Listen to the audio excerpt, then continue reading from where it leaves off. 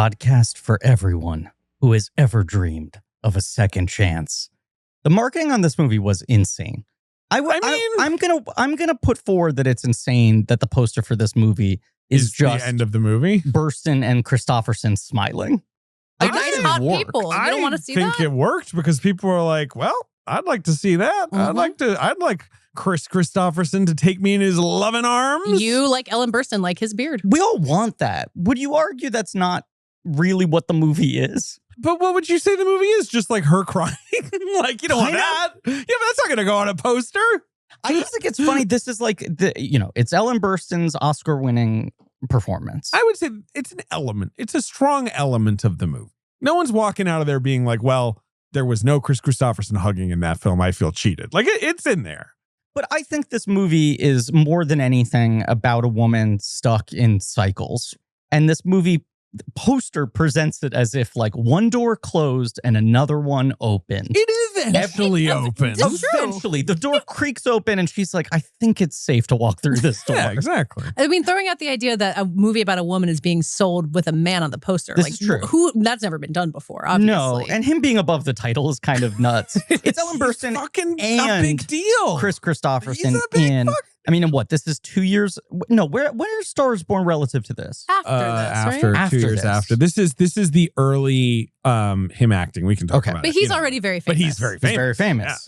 Yeah, he's someone you want, to show off because him it's and like, Bobby hey, McGee. Exactly. We Yeah. got this guy. God. Oh, he wrote that song. He did. Dang. Yeah. I'm not the best. I'm not a Chris Christopherson guy, I have to admit. You're a big Whistler guy, though, right? It's the character he plays in Blade. Blade's assistant. Oh, okay, right. So Yeah. I was like, Blade, you gotta go get those vampires. For a second there, I was kill like, the is vampires. Burstyn asking me if I like whistling? Well, or like Whistler's mother, the painting. Whoa. This just got 100% jauntier in this room. I'll say I like whistling, which is the verb I use for watching Blade movies. Right. I'm gonna have is he in Trinity? Is he in the third one? He is, but he dies for the second time, I want to say. Rip. Because he dies in the first one. The second one, he's back alive and they don't explain it. The third one, they kill him for good. But then Whistler's daughter shows up. Well, right. Whistler's daughter is Jessica Biel. Right. Whenever I have a daughter, I hope she looks like Jessica Biel from Seventh Heaven. Right. And then Planet of the Apes. Excuse me? Planet of the Apes. Parenthetical 2001. Sure. Estella Warren is his daughter. She's my daughter. I'm a human. I hope these apes don't kill me. Damn apes. You can make the checkout to its KRIS.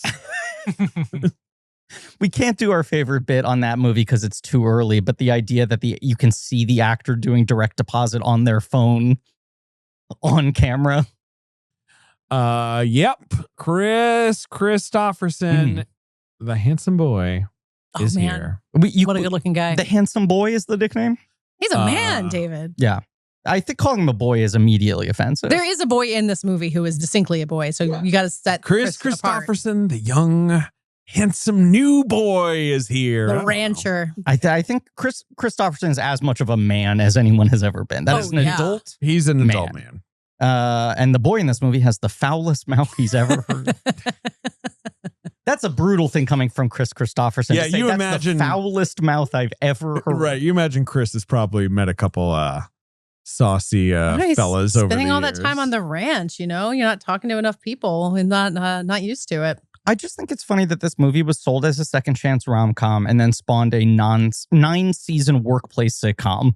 And you watch it and you're like, it's just like a pretty tender, small character study about a sad woman. But the minute that you start with the Mel's Diner sequence, you're like, I would spend 9 seasons here. Perfect sense. It emerges fully formed as the setting for a show that you would watch. If you showed someone the first 5 minutes of this movie, so the crazy prologue, right, and maybe just a couple minutes of her with a husband she doesn't really like that much, and you were like, now hit pause. Now, what if I told you this turned into a hit sitcom? You would be like, what part of it turned into it? But 100 plus episodes and a spin-off. But if you show someone the last half of the movie, they would be like, oh, sure, I can see it. Ben looks befuddled. Producer Ben looks befuddled. There was a wildly successful sitcom that ran for nearly a decade called Alice's Restaurant that was based on this movie that was a workplace diner sitcom.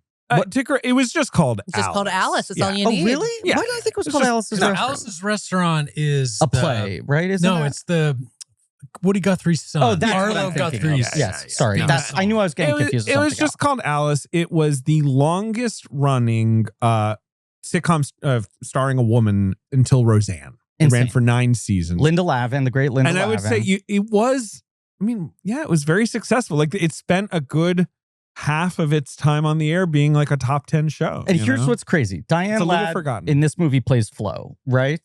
A different actress plays Flo on the sitcom. Everyone is different except for one person. Vic Tayback. Yeah. Yes. The cook is the same actor, right? But everyone else is different because it was, you're a movie actor. You don't go down to TV.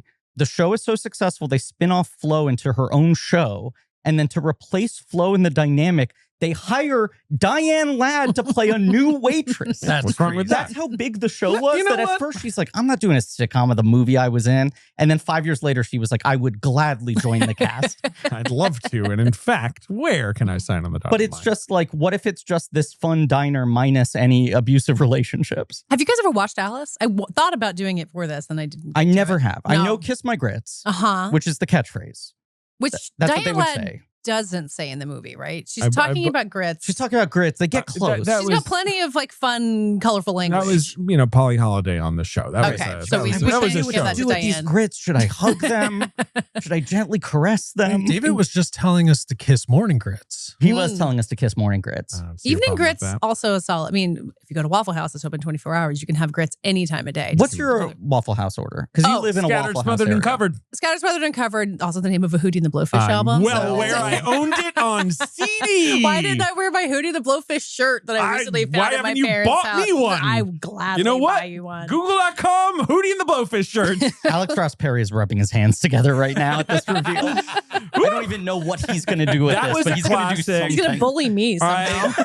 I lived in Britain where Hootie and the Blowfish, much like sort of Matchbox 20, Dave Matthews Band, some of these like American bands. All nighted. Of course, no, it's just one of those things like completely failed to translate. They were, they were brought over as like, this is one of the hottest bands in America right now. Their album just went like double diamond, and Britain was like, I think we're okay. It's just like how we don't get Robbie Williams. Like it just never landed there's just here. Something that just never made it over. But I was gifted Cracked Rear View when I was 10 years old, and I gave it a spin on the old Discman. Southern frat rock not translating does make sense to me. The whole thing with Hootie and the Blowfish, and I've done this rant before, is oh yeah, is that Darius Rucker's voice is incredible. Like it's the thing where you listen to it, you're like, he fucking rocks. And now he's become a massive solo country. Right. And then he had his country career, and you're kind of like, God bless him. Because, anytime you listen to Hootie and the Blowfish, you're like, all of this is pretty ordinary sounding, except Hootie be hootin'. I feel so bad for him. Good. I know his name's not Hootie. But that's the thing. That it's the Blondie problem. Yeah. He could never come out from under being Hootie. Yeah. If you guys ever, as I've talked about the Jerry Maguire gag. Yes. No, I am not Hootie. Yes. As people who've listened to the show before know, I grew up in South Carolina. I don't live there now. But so if you drive into South Carolina from Charlotte, there's a visitors area there. And there is a video, like a South Carolina tourism video that Darius Rucker made. He is the star of it. It's like, hey, welcome to my state. I love it here. Yeah. If he wanted to run for governor of South Carolina, he would win 100%. Darius Rucker? Hootie? Yeah. But you would just have to be Hootie. So well. No, but he is like a treasure. So he is doing just fine. I agree. The man's a treasure. Let's give him treasure status. So glad I got Let's make him treasurer. Put him in the trunk. Yeah. He's treasure. It is funny to imagine. Put him in the trunk. He's treasure. It's funny to imagine he could run, probably win. Sure. With the name Darius Rucker on the ballot. Just going, I love America. I can't do his voice. The second he won, everyone would be like, well, Governor Hootie. Governor Hootie. Yeah. It didn't matter. He'd probably be fine with it. He'd just have to accept it. Yeah. Yeah. I'm not liking any of their merch. Hootie and the Blowfish, you're thinking about buying some? I had a thought, but I'm not. The shirt I have is from the 1995 tour that I went to. It's my first ever concert, and it has "They Don't Look Like You" on the back. If you go on eBay, it's on there. They have there's the Friends episode that's about one of the very few Friends episodes that tried to touch on like sort of matters of like class and money. Okay. Like usually Friends didn't really touch this stuff, and it's like, oh, they all live in giant apartments and like don't worry about it. This is the one that Mike Lead guest directed. Exactly. It's the only one that acknowledges that 3 of the friends are kind of like make good money and 3 don't. And it's about that, and like and a Hootie and the Blowfish concert. Let's break this down. Do you remember who the 3? Ross makes good money. Ross. Monica makes good money. Chandler and Monica. Yeah. Are the like quote unquote richer, and then like Joey, Phoebe, and Rachel are the. But it might be Rachel is. I can't remember where it is because eventually Rachel gets the fashion job, but she doesn't always. Rachel also comes from money. Yes, but of course she has to cut up all her credit cards, right? Because she didn't marry the dentist. But Monica and Ross come from money too. They all grew up in the same like Monica rich and Ross town, are right? coded. Well, they're coded as like suburban. Sure. Yeah, like like they're fine or whatever. But it's sort of just like it's saying like like Ross. I think it might be I can't. But it's like, yeah, Ross, these guys have white collar jobs. They make money, blah, blah. And like Joey, he's a struggling actor. Phoebe, Lord knows how she's stringing the rent together. She does Smelly Cat. Like what is Phoebe's job, right? And the crucial thing is that the rich ones get to go to a Hootie and the Blowfish concert. Wow. And it's like one of those things where it's like no grander experience than seeing Hootie and his Blowfish. Mm-hmm. David, I think I found the right piece of Hootie merch for you. I just texted it to you. Send it along to me. I think you would rock the shit out of this. And Ben, as someone into fashion, I want your advice. Okay. I just think. And Katey, oh boy! Yeah, I can't see I'm it. I'm gonna show it to you. All right. Yeah, it is a charcoal colored bucket hat. Mm-hmm. On one side, it says the group therapy tour. Okay. And I don't know other what tours. I assume there's this kind of tie-dye logo. Oh, it's a little American flag. Hootie and the Blowfish. Mm-hmm. I cannot see Sims wearing Sims this. would rock the I'm not a shit out of huge this. bucket hat guy. Yeah. I'm not usually to They're be back. found. You didn't hear they're back? They're always, threatening, Wait right? a second, David. You said you're not a huge bucket hat guy? But did you know that this one has an adjustable drawstring attached and the sizes run small? Thank God. Just in case I need it to especially hug the old noggin. Yes. I can't imagine a hat with a drawstring. You could get I gotta get it. a going home candle. Is your Oh, you're on like the Hootie is your website? shirt like Yeah, this? Nope. Okay. That's not Okay. great for an audio medium. I'm just trying to here, see I'm what gonna now. vintage era, or is it like? Does it look like this? Like the cracked rear Nope, view. it's not even that one. Okay, all right. We're hunting. I know, this one is $100 on eBay. Yeah. Because it's a tour shirt from like 95. Oh, like, sure. it's like Yeah. Yeah. Back when fucking how many things were people know? good. Yeah, right. The yeah. one I found at my parents' house was from '99, a very under appreciated tour. And I was like, should I just sell this thing and send my kids to college? But it's not worth quite that much. So I've Remember been hanging that- on to it. Remember all that concern that when the year 2000 hit, Hootie and the Blowfish were going to go back down to zero, that they were going to crash? We thought we were going to lose them. Yeah, that's why I saw them on tour in 1999, obviously. Y2H. Man, people tuned in. They hit play on their little podcatcher going, oh, Alice doesn't live here anymore with Katey Rich. Oh, blank check. We love it. Definitely a 10-minute Hootie run kicking this one off, right? People are disappointed only because they were certain it was going to open with 10 minutes of Becker. Oh, no. Becker's done. What were you going to say? I like to think I bring less chaos to this podcast than your average guest. Like I think so. try, You bring less to, chaos. but then I just started with the Hootie Well, thing, but you so invite I'm a lot of sorry. tangents because you and I and you and Griffin. We have plenty to talk about. And we have kind of, shared brain waves about kind of like, Reference points. right, Yeah. the sort of Entertainment Weekly era Yes. of being a teen who loves movies and all. I don't know. I just feel like we got a lot of roads we can go down. 100%. Well, get ready. Let's go down some roads. And Hootie sang about those roads in his song. I wish I could remember. Unfortunately, I was like, if only I could make a lot of detailed Hootie and the Blowfish references, which I don't know that I can. I texted you the shirt that I. All right, here we go. So Here we go. you can now see excited. it. It is the exact shirt. I did buy this one off eBay. I now have 2 Hootie shirts, and this is the one that I got at the tour in 1995. God bless. Wait, so you bought a shirt on who? Oh yeah, last summer, like around my Katey? birthday, I was like, you know what I'm giving myself is a Hootie the Blowfish shirt for my Love birthday. This is Love why we're this. pals. Oh, this shirt is It's a good pretty one. fresh. It's green and blue. And hang on, Griffin, I gotta text it to you too. I Please, just realized please, I I gotta gotta see stop. that. hitting Okay. the old drop down menu on this and hitting buy it now. Yes. There we All right, I'm go. texting it to Ben also. So now everyone loves it when we text each other on the microphone. Time. There you go. There you go. How you punish me. I remember that one. David, Hmm? you have the voice of an angel. I've got the voice of a Hootie. Oh my God. I'm a terrible singer. I'm a Not bad based singer. on that. Well, I'll leave it there then. I'll end on a high.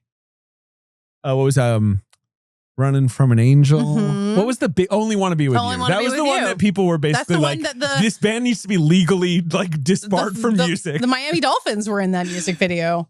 Because it was just like fucking, MTV played it like 4 billion times a day. MTV was like, wait, there's a rootsy rock band with a black guy. Like, this checks all our boxes. Fucking blanket the airwaves. Like, we got to get this guy everywhere. Maybe we cut that out. I should have It's worn a it. good shirt. I just bought it. All right. It's going to be, we link it in the show notes so everybody can go. We're going to write out all the eBay stores of these hoodie shirts. Great. Time. It's He's very great. funny. The Alice Doesn't Live Here anymore, or the Alice sitcom Wikipedia has a section of differences between the film and television series. And it's like a Various. Harvey Keitel not included. Well, that's the thing. It's all stuff like Alice's maiden name was Graham. Television series. yeah. Alice's maiden name was Spivak. And you're like, film, sad. Sitcom, doesn't touch dark stuff. Like, that's what they're not saying. They're into like very granular details. Did you go through the guest stars of who was on what's this? Crazy. This is one of those sitcoms. Hey, it was a hot show. But Jay Leno was on it? Celebrities would appear. Here's something. Grilled cheese Celebrities sandwich. would appear as themselves. Joel Right. Gray So as, like, himself. customers. So George Burns goes like, "How much for a tuna meal?" Joel Because Gray. It is set in Arizona. Yes. Like, it's still like, it's not like they like, Alice moved to a diner in Hollywood no, or no. whatever, but people are just passing on through, I guess. It's a funny thing because like it was a hit show, but you can tell by its kind of lack of Emmy noms that it was never taken very Yeah, seriously. sure. Like Lavin got a grand total of 1 nom. And like she's a legend. she's a legend who was passed. on, recently passed. She's fucking, of course, she's Seth Cohen's grandma on the OC.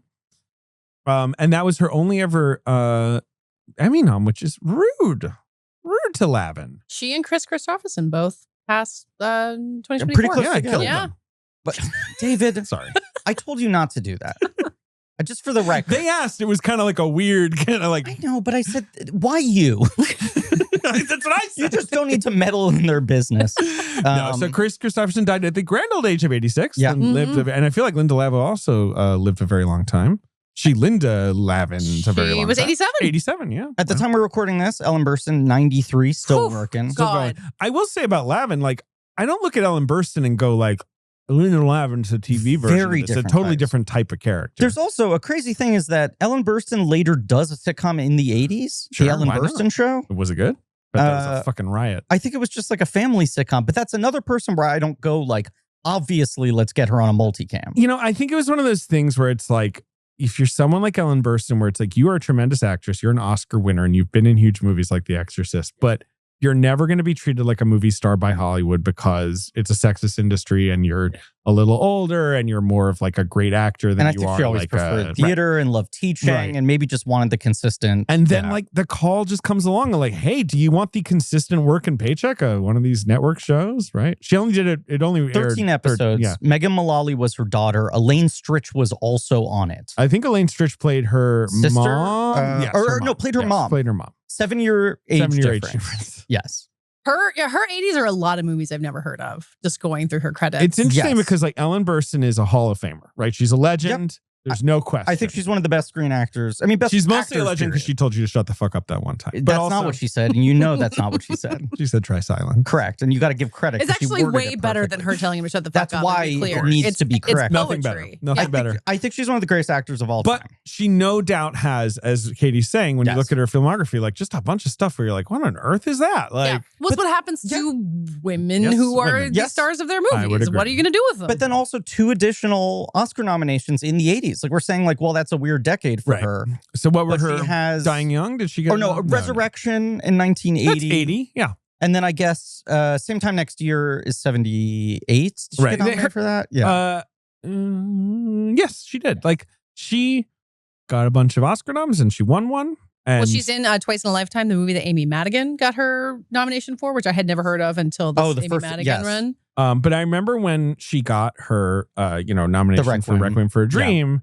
It was that classic Oscar thing of like them being like, "And where have you been?" And she's like, "I've been here." I've They're been like, here. "You're so good in the movie where you played a crazy drug addict." And she's like, "Okay, well, I've been in other stuff too." I do think that led to a then kind of elder a revival. statesman. Yeah. She's now a legendary, immediate, instant gravitas. Great actor. We stan, and today we discuss on a podcast that Griffin's about to introduce the film that won her an Oscar. Yes, which unfortunately, in my opinion, steals the Oscar for what might be the greatest screen performance of all time. Oh, well, then we can. Oh, is it a Gina Rollins? Woman Under the Influence is this year. And yeah, there's a famous story obviously that's a fucking great performance. That Ellen Burstyn wins, and Martin Scorsese goes up to Cassavetes and Rowlands at the Oscars, like near crying, and he's like, "I'm so sorry. I'm so sorry. I'm so sorry to make this fucking thing." Because this one also feels really Cassavetes inspired. Sure. This feels like the movie it's to Marty. me. We'll talk about it. It's in the research, I'm sure. Yes. Yeah. Well, and like this is also among the great actress performances. Like I think she's incredible in this It's phenomenal. She's amazing in this movie. I would have given her the Oscar for one of the 2 previous nominations. For like The Exorcist. But this is a fascinating ripple effect. Last Picture Show. I think she's amazing in Last Picture Show. I obviously love the Cloris Leachman win, but if I had a ballot for 72, Leachman. I would pick Burstyn. Well, let me now look. While I pull up some Oscar pages so we can relitigate this for a second. Blank Check with Griffin and David. I am Griffin. I'm David. We're about to relitigate some Oscars, but not as much as we will in next week's episode. This is a podcast about filmographies, directors who have massive success early on in their careers and are given a series of blank checks to make whatever crazy passion projects they want. Sometimes those checks clear and sometimes they bounce baby. Sometimes they do a gig for hire to prove that they can do, that they're versatile. A lack of limitations. And it ends up being a bit of a guarantor because it wins a beloved Oscar. actor. And makes some money. It makes some money. Makes a TV show. And launches a becomes a multimedia make franchise. Money from Alice? Okay. No, good. It's successful. You can tell who has good teams by who gets baked into deals like that. Because there are people who just cash checks forever. I mean, this is the MASH story that I love, is that Robert Altman had no stake in MASH. He had no upside from the film's box office success because they didn't want to hire him, that he took DGA minimum and waived any participation. It also meant he waived any participation in ancillary things that would go on later. His son, who was kind of a burnout, and he wanted his kids to work on the movie, he was like, "Can you write a song for the dentist?" His son writes Suicide is Painless, gets paid every time any episode of MASH airs anywhere in the world. And he that is good. Hated his son for that. Oh, okay, that's less good. Yes. I thought he'd be proud of him. I don't think so. Okay. I don't think so. What's our... This is a miniseries on the films of Martin Scorsese. It is called Podcast Fellas. That's right. Wow. No problem. This is my first time hearing this. I looked to you. I wanted to see your response. You accepted such a short list of options you had, too. Like, just not a lot of titles. Podless doesn't cast here anymore. That's what we should have called the pod that knocking at my cast. Castnescence. Yeah, that one's tough. I'm not saying it was my best one. The pod of Innocast. The pod of Cast Street. There is a C in there. Yeah. Pods of New Cast. But no, it's called Podcast Fellas because that's what we are. We're a couple podcast fellas. And today... And sometimes girls. We have a pod lady with us joining us. As we love to say, kind of the first blank check guest ever. It's very important. Yes, very important. Helps codify the box office game. That's right. Yeah. And also importantly, mother of still record holder, youngest guest ever on the show. True. Almost baby Charlie. Are the listeners ready for the age of that baby from the Titanic episode? Because it's important to talking about this movie too, which Charlie's is that Charlie's about to turn 10. He's about to turn 10. As when this episode is out, I assume he will have already turned 10 because it's very soon. When he was on pod, he was baby. He was 3 months old. Now he's a little man. He's so crazy that you brought a 3-month-old baby to a blank check episode. Completely crazy. It's really evidence that none of us knew anything about babies. Is the fact that I did that. Katie, to remind you, because we were trying to remember this on the subway, your last episode with us was Intolerable. Yes. When I stepped back in the studio, I was like, yes, now I remember us talking about because we were like, I remember Prince of Tides, but I was like, no, but you've done something since then. Yeah. I couldn't remember. Yes. Okay, this is also your 10th episode. Really? Wow. Wait a second. So my decade of dreams, Charlie's decade of dreams. Are we counting Titanic as 2 or 1? Oh. Counting him as 1. Right. Okay. And it is a real 10. Halfway through because I had a baby. It's the Kill Bill question. Yeah. Uh-huh. Wow. Yeah. This is your true 10th episode. That's so exciting. Because Titanic doesn't really count. So congratulations. Wow. Now let's relitigate these Oscars. All right. So her first nomination, as you pointed out, was for The Last Picture Show. She lost to her co-star Cloris Leachman. Now, they're both great in the movie. They are. I just think Burstyn's my favorite performance in that film, period. But that was she was brand new. I guess they were all brand new back then. Yeah. The other, I would say, big nominee there is Anne Margaret in Carnal Knowledge, which is a great performance. And I'll just say it. Anne Margaret, kind of a looker. You've also got Barbara Harris in Who is Harry Kellerman and Why is he saying those terrible things about me? An Ulu Grossbard film I've never seen, but obviously has an iconic title. Incredible title. Yeah. And then Margaret Leighton in The Go-Between, which is a masterpiece, and she's very good. But like, I would say with there, it's kind of like, right, pick. And like with Clarice, it's just kind of like, that's her Oscar, man. Like she doesn't have too many more swings at the movie award app, sure. Whatever. Okay, so then she loses for The Exorcist to Glenda Jackson for A Touch of Class. Now, we respect Glenda Jackson. I've never seen that film. I love her, for Women in Love is an amazing movie. She had won 3 years previously. It's a surprising, I think 4, but surprising second win for her. I think the reason she won was it was a bit of a weird year. Like, it's Ellen Burstyn in The Exorcist, who's amazing in The Exorcist, is a mild stretch as a lead.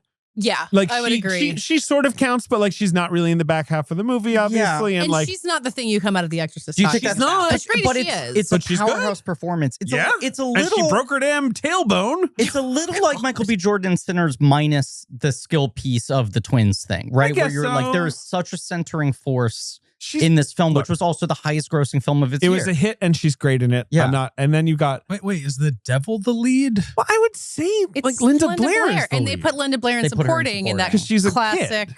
But I mean, like thing. she's the one. Like the movie's happening to her.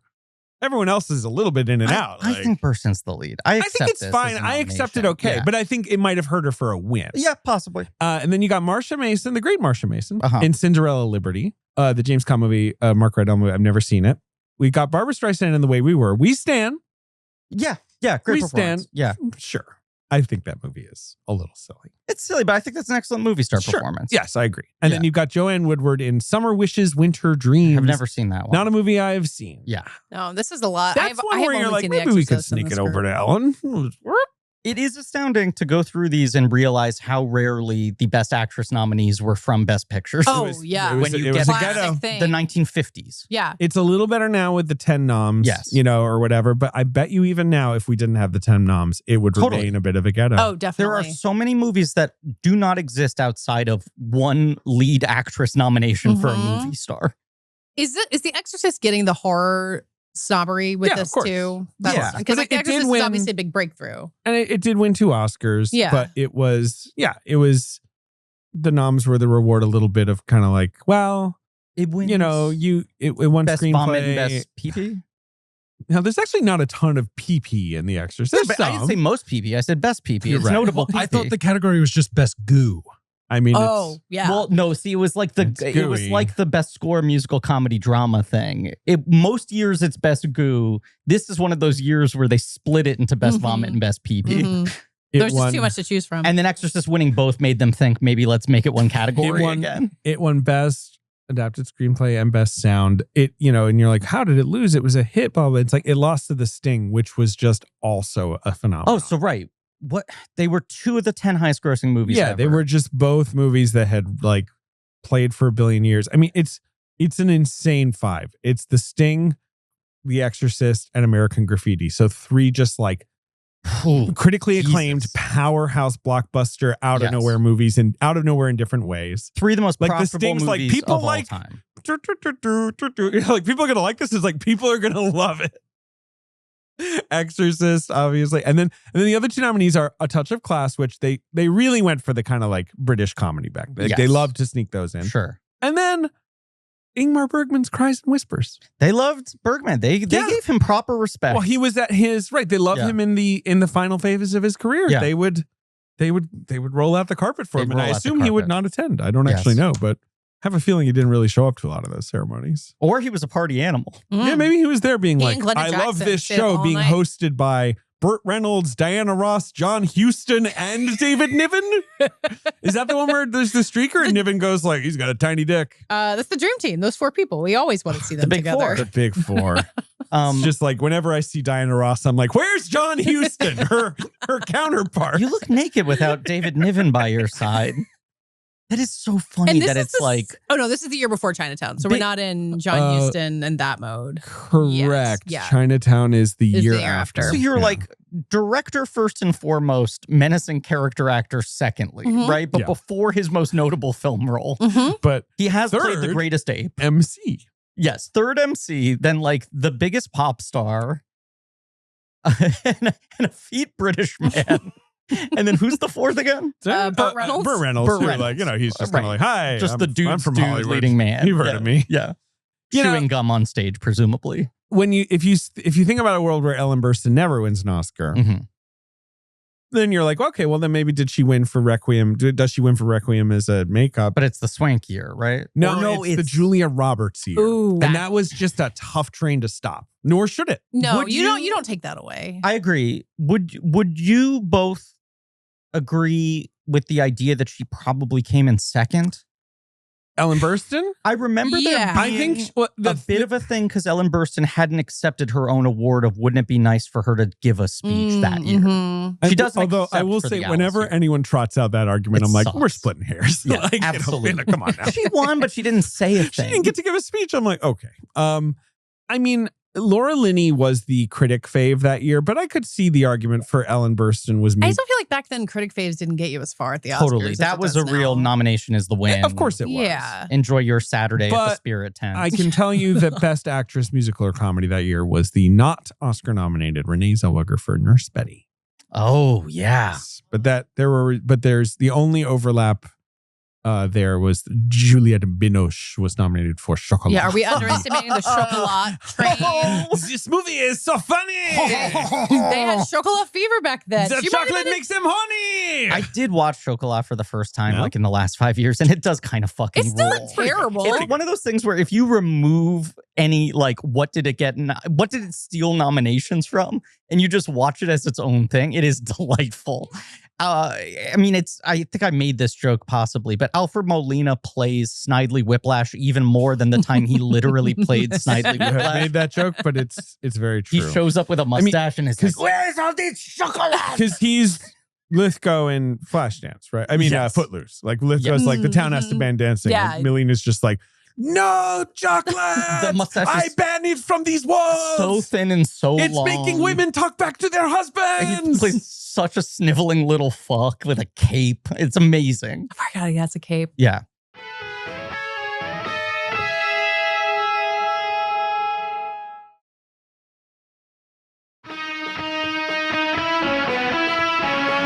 Alice doesn't live here anymore. Yes. Is that the movie you're here to talk about? Are you trying to tell me something about where Alice is?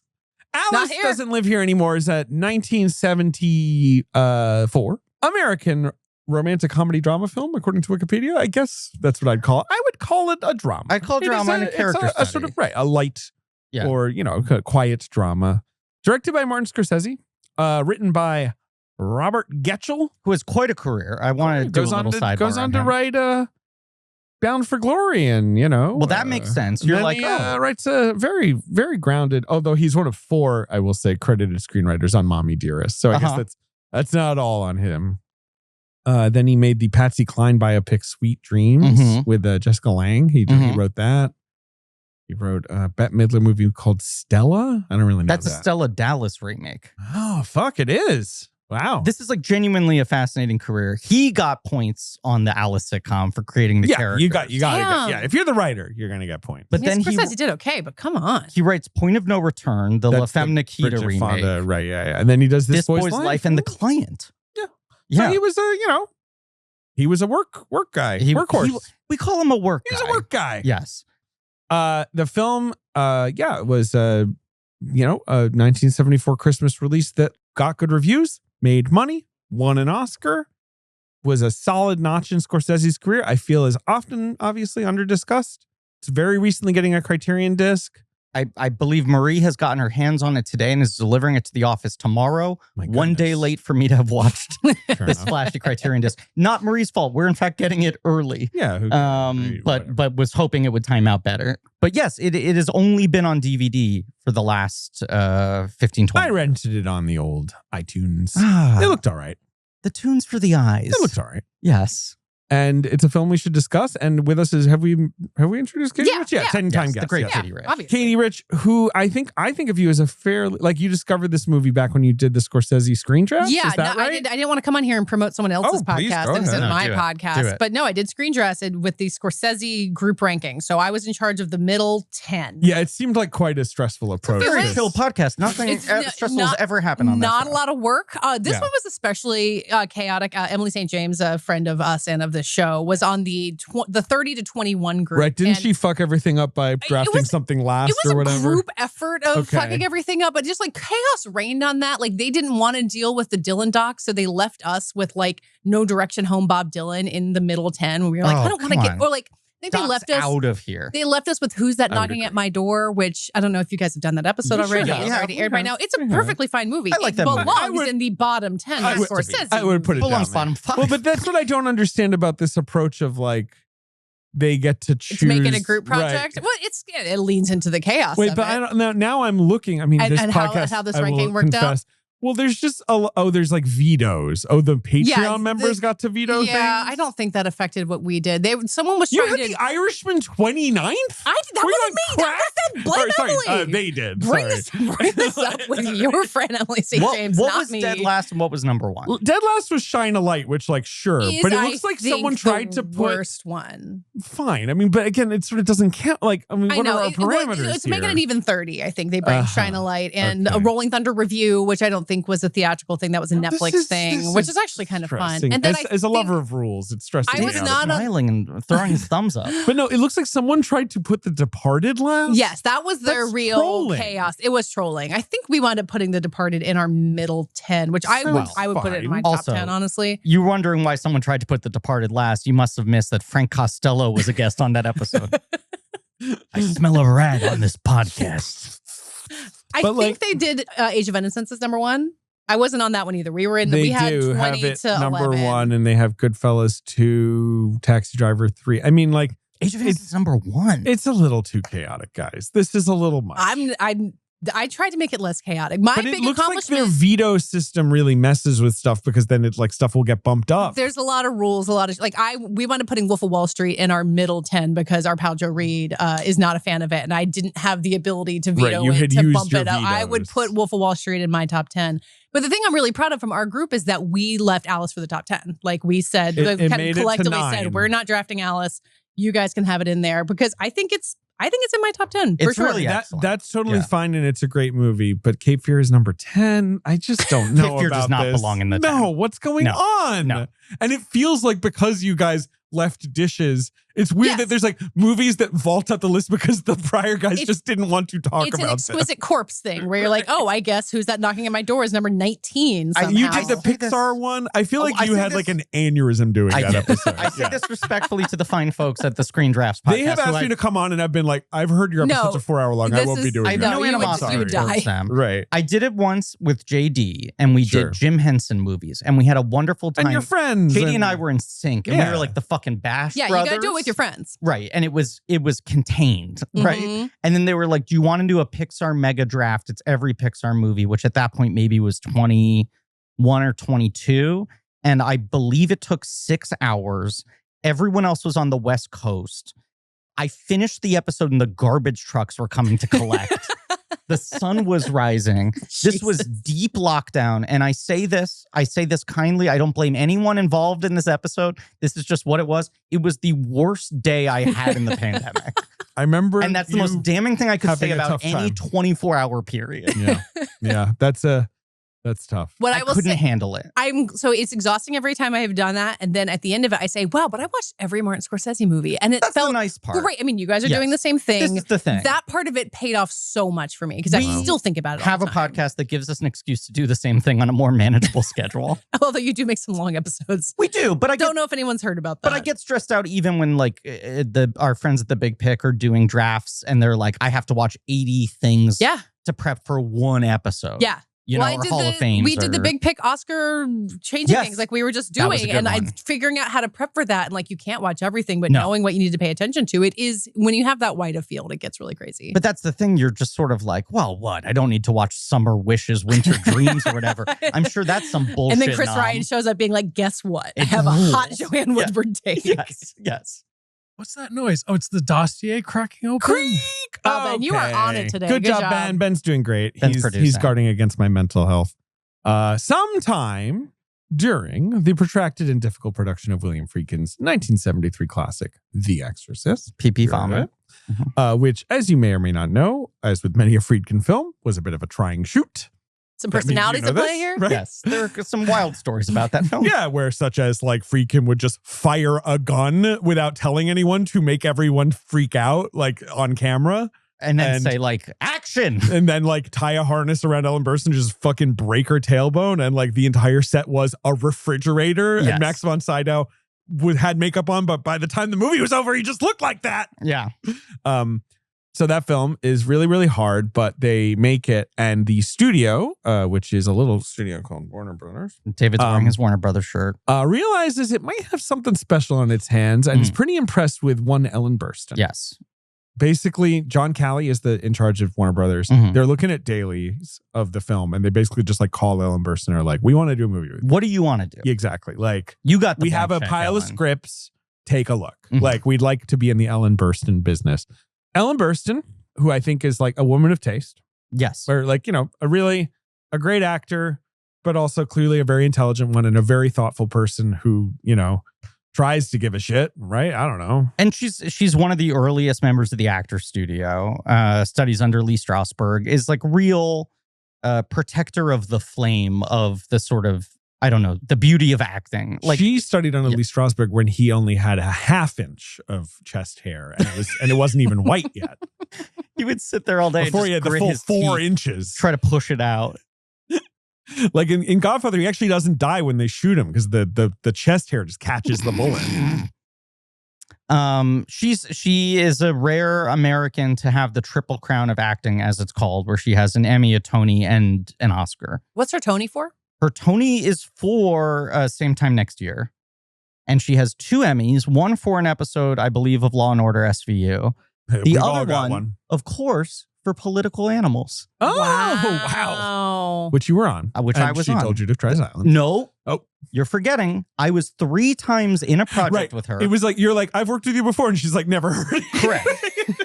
Try Silence was on draft day, which was the 3rd and final time I worked with Ellen Burstyn. She started building it into her contract after that. Except I never worked with her. The conversation was in the makeup. It was in the trailer. makeup. I know. I know you were. And just in case someone hasn't heard the story, I was talking to Tim Hitmaker Simons in the makeup trailer for draft Who's day. a bit of a chatterbox, let's be honest. We like to talk, us silly boys. We were probably not even talking about Blu-rays. Who knows what we would have been talking about back then? Mr. Show sketches or some shit. And she showed up in the makeup trailer, and I thanked her because at the wrap party for not Political Animals, but Possible Side Effects, a pilot directed by Tim Robbins that wasn't picked up, where she basically played the matriarch of the Sackler family. Right. It was like Succession with medicine, and she was Brian Cox. I went up to her at the wrap party and told her how much I was a fan of her work and how much she meant to me, and that I was trying to start. And she recommended me an acting teacher who was very, very important. You said I used this person. So I say that to her, and she said, I don't remember being on that show. If you say so. And I was she wasn't like, what a moving thing to hear. I didn't say this in a mean way. Right. But she is an intense woman. Like, okay. And then I went back to talking, and she goes, well, I'm glad that helped you. And then I went back to talking to Tim, and after like 10 minutes, she went, Griffin? And I went, yes. And she went, try silence. You didn't even say, why don't you try silence? No, it was command. It wasn't an invitation. It is the most withering thing anyone has ever said. Tim has described it as witnessing a murder. Like 5 minutes later, she apologized. Well, and why not say it to Tim? He was Ellen talking Burstyn too. Realized it was so devastating that she was like, you were being a little loud. I'm sorry. You might be surprised to hear. And Ellen Burstyn is someone who can command a lot of force without raising her voice. I imagine she does it rarely, the entire makeup trailer went silent. Oh, yeah. And Draft Day was a fairly low budget studio movie. They were shooting on set. They stopped talking. They didn't even know why. Dennis Leary, shut up. It was like 6 to 10 chairs in the makeup trailer. Like everyone was in there. So there's a full line of people, all with their own like hair and makeup people. And it like 20 people are just stunned silent. And after 5 minutes, she goes like, I'm sorry. It's just that I use this time to try to run my lines. She said something like that. You're on fucking draft day, Ellen. Come on. What are your lines? Don't draft that guy. Sonny, I'm your mother. I don't remember what she does in that movie. She plays Kevin Costner's mother, of course. Great. It's just so funny your to father imagine. Would like, be proud of your drafting. or not. Yes. Her to imagine like her and Dennis Leary like sharing scenes, which I'm sure they do not. The 3 things I was in that she was in, she played the same role basically in all 3. Right. The elusive matriarch, slightly domineering. She was very good at it. Josh Lucas's mom, Sigourney Weaver's mom, and then Kevin Costner's mom. Feels like a wide age range of people's moms. Yeah. But, you know, actors who can cover a lot of ground themselves age-wise. And at that point, Ellen Burstyn just read as old lady. Like it was just sort of like, this is your classic old lady on screen who isn't trying to look young. You know, she hasn't had like bizarre shit done. I mean, she's in her 90s now. Yes. I mean, and she's thriving. She famously, my favorite awards thing with her is that she was nominated for an episode of Big Love that I think she maybe doesn't have a line in, but she was just submitted kind of by mistake because they like submitted a whole host of actors from Big Love for guest actress or whatever. And I think voters were just kind of like, Ellen Burstyn in Big Love, I assumed she was good. Let's give her the nom. And they had to like apologize for giving her a nomination. That also happened with that TV movie that Bob Balaban directed. That was, what was it? It's Susan Sarandon and Ray Fiennes, I want to say. It's like a butler who killed the woman he works for. Wait, is this Mrs. Harris, which I'm just looking up? I think so. It was Big Love. Oh, you're saying, no, Mrs. Harris was a big thing. This one is Annette Bening and Ben Kingsley, which is not off of what you were just thinking of. Okay. That's what I'm thinking of. Yeah. There's like that movie has like a faux mockumentary style where it will cut to talking heads occasionally. Okay. And Ellen Burstyn did a cameo as a favor where they cut to her and she goes like, I never liked her anyway. Oh, maybe that is what I'm thinking. Oh, anyway, yes. maybe that's she has one line, and it was like an automatic nomination. And she was just like, this is offensive. You should unnominate me and nominate someone else. And I believe Entertainment Weekly did a rundown, and they were like, look, she makes like 15 choices in her 3 seconds. They were like, this is a ridiculous nomination, and clearly people didn't watch it, but also this is sort of proof of how good she is. I mean, David and I were talking about the Emmys before coming here. The Emmys are completely ridiculous in what they nominate. They see the name. Like Don Cheadle got that nomination for the for fucking Secret 40 Invasion seconds. He was going in to a Marvel show. The Captain America Museum or whatever and being like, pretty good exhibit. Being like, God damn. I think people see that name. They're scrolling through like, I don't know what this is. I don't know what this is. And they're like, great, Don Cheadle. I've heard of you. If someone's a movie star and they're in a project that people know is legitimate but didn't watch, they're like, that was like a real thing, right? Yeah. That was an HBO movie? How shitty could it be? Even with like movie stars on TV all the time now, it still has that weird like, oh, Ellen Burstyn. It must be. I mean, if she's in it, it makes it seem legit. Correct. She was nominated for House of Cards. I didn't know she was on House of Cards. Did she play Frank Underwood's mom? Probably. Seems like a good guess. She plays Elizabeth Hale. Big Love, she played the leader of the cult. Did she not? Yeah. She's like a matriarch or something. Sounds like something Ellen Burstyn would do. I'm going to move on to the script she was sent. She was sent a big pile of scripts. And she's like, it was an education. Every woman in these scripts is either the victim, the understanding wife of some hero out saving the world, or a sex object of some sort. There's no script where the woman was the protagonist. Stories were about men, and women played a role in that man's story. So let's also call out Ellen Burstyn had no, thank you. 3 bad marriages that all ended before the time she makes this movie. She knows from dysfunctional marriage. She tried divorce. She tried divorce several times. Neil Burstyn, her third husband, is who she gets her name from. Yes, was schizophrenic, and I think fairly unbalanced. Her actual name is Edna Gillooly. Yes, which you can see why she didn't use that as a stage name, because it doesn't quite trip off the tongue. So it's early in the women's lib movement, as she says. It's the 70s. We're starting to look up and wake up and look around. And she wanted to make a different kind of film. And so she finally reads Alice Doesn't Live Here Anymore, a script by Bob Getchell. She sends it to John Kelly. He likes it. But it had been optioned by David Suskind. And so he had no deal at a studio, but he had it. On the last possible day, he picks up his option to block them. Mm-hmm. Rude of him, because he doesn't have a studio. Mm-hmm. And so her agent calls him, or maybe Tony called, someone, her agent calls him and is like, Ellen wants to do this movie. And he's like, I'm doing it with Anne Bancroft. And he's like, we have a fucking green light from Warner Brothers. Like, if we can do this, like, you have like an idea of doing something someday, or, we have a studio, like, who will make this movie? And Susskind said, I think we should make this movie with Ellen Burstyn at Warner Brothers. So, now this is crazy. John Calley then says to Ellen Burstyn, do you want to direct it? Crazy. That is wild. Pretty wild. That is kind of, I don't know, without parallel in this time period. Pretty much. I mean, all Paul the Newman's stories, wife is directing. Like, there's her name Paul is Newman's Joanne wife, Woodward. Yes. Please. No, but it's like, when you think about like female directors in the studio system. how hard Streisand had to fight. Yeah. Uh-huh. Yeah. Lena Wertmuller is getting that first woman Best Director nomination she's around the Europe, same time. Yeah, I just am it's wondering different. if that causes that somehow. Maybe. I think it might be just truly John Calley being like, this is a cheap movie. I want to be in the Ellen Burstyn business. And, you pick the script. It's talent management. We're also still in new Hollywood risk-taking era. And here's someone who kind of represents the new guard of acting styles. Here's someone who's kind of like a female De Niro in terms of like, she's locked in some whole different process. Maybe she'd get interesting performances out of other people. So instead she calls up a handsome Italian director by the name of Francis Coppola and says, you know anybody?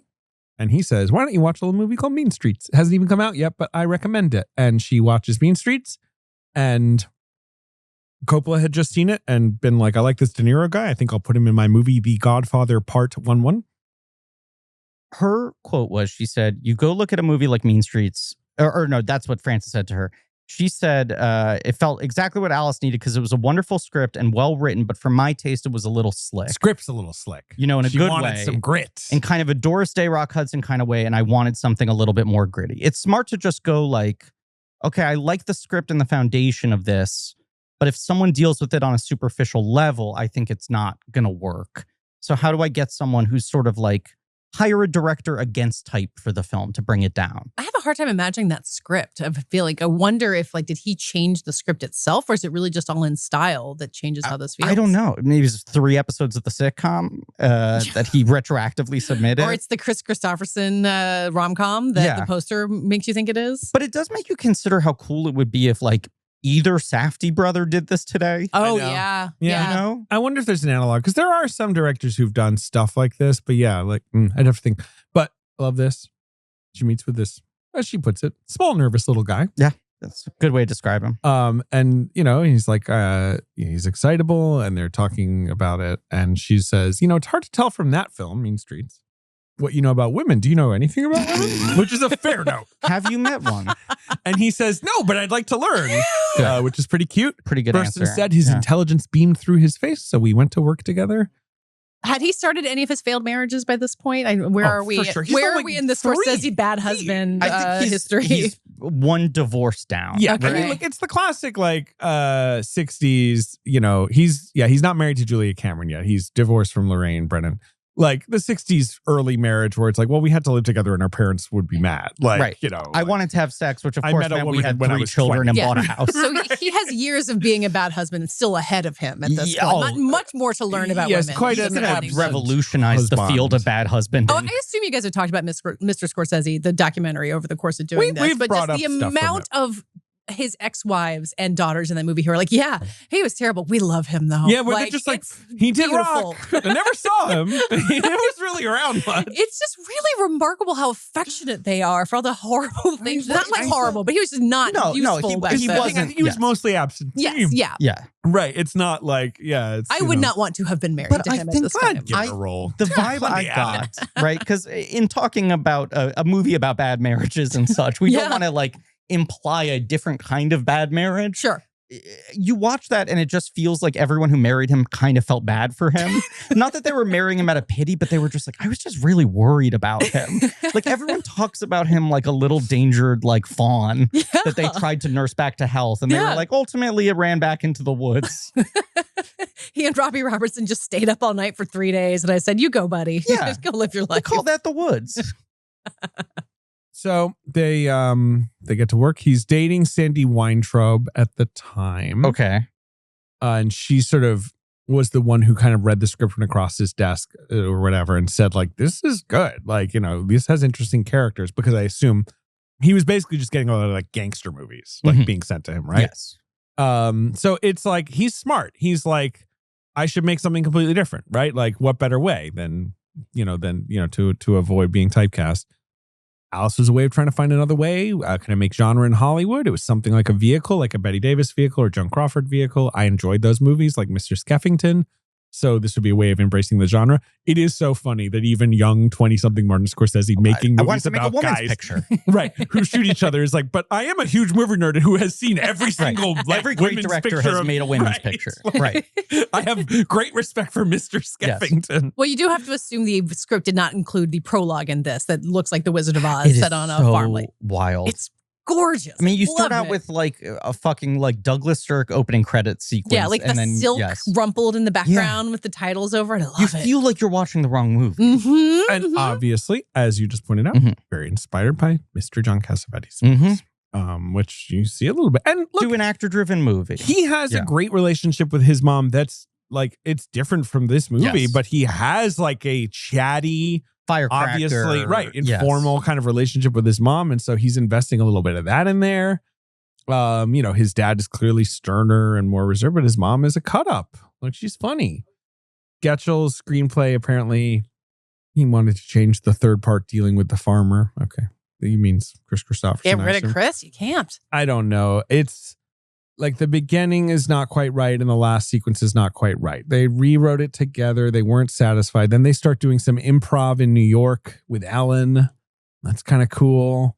And then they would sort of throw it back to Getchell. I don't know. They're just describing rewriting the movie. Who cares? They did a good job. There is an alleged like 3.5 hour cut of this movie that I'm sure is more of an assembly than a proper cut. But this is one of those movies where I would watch kind of any footage they have. I'd watch them all hanging, and I would watch an entire movie set at a diner, but I would say this is a well-paced movie. No, it does not need to be long. It is, but I'd be curious. I mean, and that's the difference between him and Cassavetes, where there's like the famous story of him screening Husbands and it killing and being like, the audience is enjoying it too much. We're adding an hour into it. Like Cassavetes was like, if the audience is enjoying it too purely, I've done something wrong. And it doesn't feel like this movie is taking easy outs, but you can tell that Scorsese's like, I'm not trying to punish people. As mentioned earlier, David Susskind once viewed this as an Anne Bancroft vehicle. Supposedly at one point, Diana Ross was attached. Well. Which is crazy. I mean, obviously, and she was like, well, I'll only do it if David Niven is there. my pal. And obviously, Walter Houston plays my son. John Houston. Fuck. I think Walter Houston might have died by then. Walter Houston could play the chef. He's like, there. There we go. He's out. Yeah. Order up. Mel. Yeah. Shirley MacLaine in 2005 said she turned it down because she didn't know who Scorsese was. JJ adds in parentheses, that doesn't make this has to be a false memory. Like, there's no way that's true. But she said in other places that the script was offered to her. I don't think she would have been offered the Scorsese version, but the script obviously had been around. Well, if it was kicking around a studio, like presumably every actress in that age range. She's one of the top 3 people you would have offered anything to. Ellen Burstyn says the biggest regret she has is she didn't take a producer credit, which she should have, because she was like, I was the shepherd of the film. I should have been an executive producer. I didn't ask. I demurred. Oh, I don't need credit. I'm the star. If I'd been an executive producer, I would have gotten points on that fucking sitcom. Would have made that Alice money. Like, because I do feel like usually it'd be like, oh, well, it's a credit. Who cares? And Alice is the one scenario where like, you're telling me this small domestic drama turned into a regular paycheck? Yes. I mean, she did make one of the coolest deals of all time eventually for Exorcist? For The Last Exorcist. Yeah. Do you remember this? It's like they created an acting school or something. They created a scholarship that runs indefinitely. Right. They kept offering her money. They were like, we'll give you $1 million. You're going to be on the movie for 5 days. I don't give a shit. And they're like, $10 million, 25% of the gross. And she was just like, here are the actual terms. Scholarship for acting school every year, granted full ride in perpetuity, and made them like make a commitment to doing that. Yeah. Which rules. Of course, the only downside is she's in the movie for like 2 minutes being like, I too was once an exorcist. And gets her eyes gouged out. And you're like, what? The kids who get that acting scholarship don't need to know that. Well, they make them watch the movie, unfortunately. It's so funny that they were like, we have to have you in the movie. Why? So we can gouge your eyes out 2 minutes in. That's definitely a reshoot thing, though, right? It sounded like... No, that movie felt clean to me, Griff. That movie felt Nobody touched it. The famously bleak thing about that movie is they make the big rights deal like in summer 2020. And they were like, we don't have a script yet, but can we really wait and take the chance of Ellen Burstyn dying? Here we are 6 years later. Risk? Exactly. So they wrote a couple scenes just to be able to shoot with her in 2020, then didn't finish the script until a year later. Oh, God. Then when they shot the rest of the movie, they were like, the stuff we shot with Burstyn doesn't really fit. So then they reshot and they were like, what if you don't have eyes? What if I gouged out to just kind of have something shocking happen halfway in the movie? She did not attend the Oscars, as we mentioned. She was busy starring in Same Time Next Year on Broadway with Charles Grodin. Oh, which is what she wins her Tony for. for. A Tony for. And then we'll get an Oscar nomination as well. She thought Mort Gottlieb, sounds like a guy. I'm not going to look up who that is. Thought she should fly back to Los Angeles to take, to go to the Oscars. And she was just like, I didn't want to disappoint people. I didn't, I don't want, no offense to understudies, but like people are paying to see me and Charles. Like, it happened a lot in the 70s. People just didn't go to the Oscars in the 70s. Fucking go. And they went like, I didn't realize it was a big deal. Yeah. And now, like, when Sean Penn doesn't go, it feels like size. Sean Penn is the first acting winner to not go since Paul Newman won in the 80s. So we're like, not actually how long crazy. Isn't that crazy. We're not counting Anthony Hopkins. Yeah. Okay, we're forgiving him because he was asleep in Wales. Right. Last living Oscar winner, non-Anthony Hopkins, in the 80s. Isn't that nuts? Yeah. That is funny. Yeah. Remember like, the it's Oscars become were like, such a and thing. now, best actor. Oh, Anthony Hopkins and the father. Well, good night. You have to do your Joaquin Phoenix impression while doing that. Being like, it was Joaquin. Yeah. Joker himself. Just like the ultimate prank. the awkwardness of the moment, him being like, I don't really want to be Even here Joaquin, anyway. the weirdest guy in the world, is like, this feels awkward. Even I'm getting the sense that this is awkward.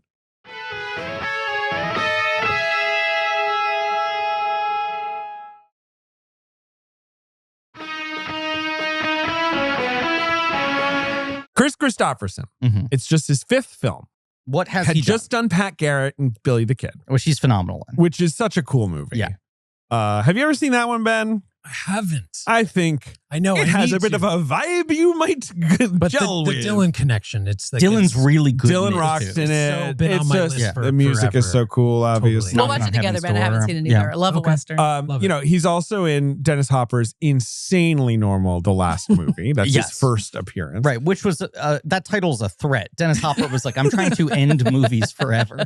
That movie rules. He might have come close. That movie is very cool. That's another one you would like. I assume you been enjoying the recent Catherine Lanasa from the Pit press cycle of Dennis I Hopper am visits her haunted by Dennis Hopper's ghost. I interviewed her last year and she does just like, she will drop a Dennis Hopper. Just like, it doesn't have to get into it, but just like, everyone just needs to know. That lady. She married him when she was like 19. I The fucking love her. Thing is she was saying like, he was the great love of my life. And so he continues to haunt me. Obviously, we got divorced and then he married someone else after me. But when he was dying, they were in the process of getting divorced. So I was the last person he was married to where it ended on good terms. And I'm like, hence his ghost comes to my house. You also got divorced. What are you talking about? Yeah, but we patched it up. And I'm on the Pit. In the afterlife. And now she's married to, what's his name from Melrose Place? Who's she married to? Oh my Which God. Hang on. Okay. I love her. You can Google this faster than I can. But Grant Show? Oh, I love Grant Show. They're married. Remember when he was on the Threesome Show? Or He's a Foursome? hunk. Swingers. Swingtown. It was called Swingtown. Swingtown. It was one of those CBS was like, can we do a show about swingers on CBS? And it's like, well, are you allowed to have nudity and sex in your show? And they're like, no. Well, can you have drugs in your show? I'm like, not really. It's like, well, then why are you making that? It's going to be so risque. In episode 6, someone mentions that they saw a butt. That's what the 2000s were like. They were so jealous of HBO. Right, and they'd be like, we want one of those. Yeah. Dennis Leary's The Job, where they were like, he's going to say shit one time every other episode. We'll give TV Guide advance warning that this is one of the episodes he says shit on. Yes. Quietly as he exits a room. Shit. Exactly. He was also in a film called starred in a film called Cisco Pike, which I've never seen, but sure, it's like Gene Hackman, Karen Black, Chris Christopherson, Harry Dean Stanton, and the Warhol superstar Viva. I mean, like, how bad could that be? That sounds fun. Maybe a little formless. Who knows? I was gonna say that movie was called Quiet, Calm Conversations on the Set. Everyone's easy to deal with the movie. Respectful disagreements. The motion picture.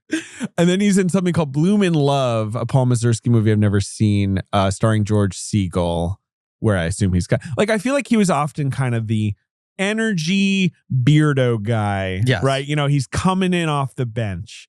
He's giving you some sort of hot, cool energy. Viva is Gabby Hoffman's mother. Oh, there you go. Yes. That's right. I was trying to remember who it was, but yes. Sorry, go on. So Scorsese is like meeting him and basically being like, I love Pat Garrett. Mm-hmm. And Christopherson's like, everyone fucking hated that movie. Big bomb. What's the matter with you? You know, they had a great relationship after some early, you know, nervousness or whatever.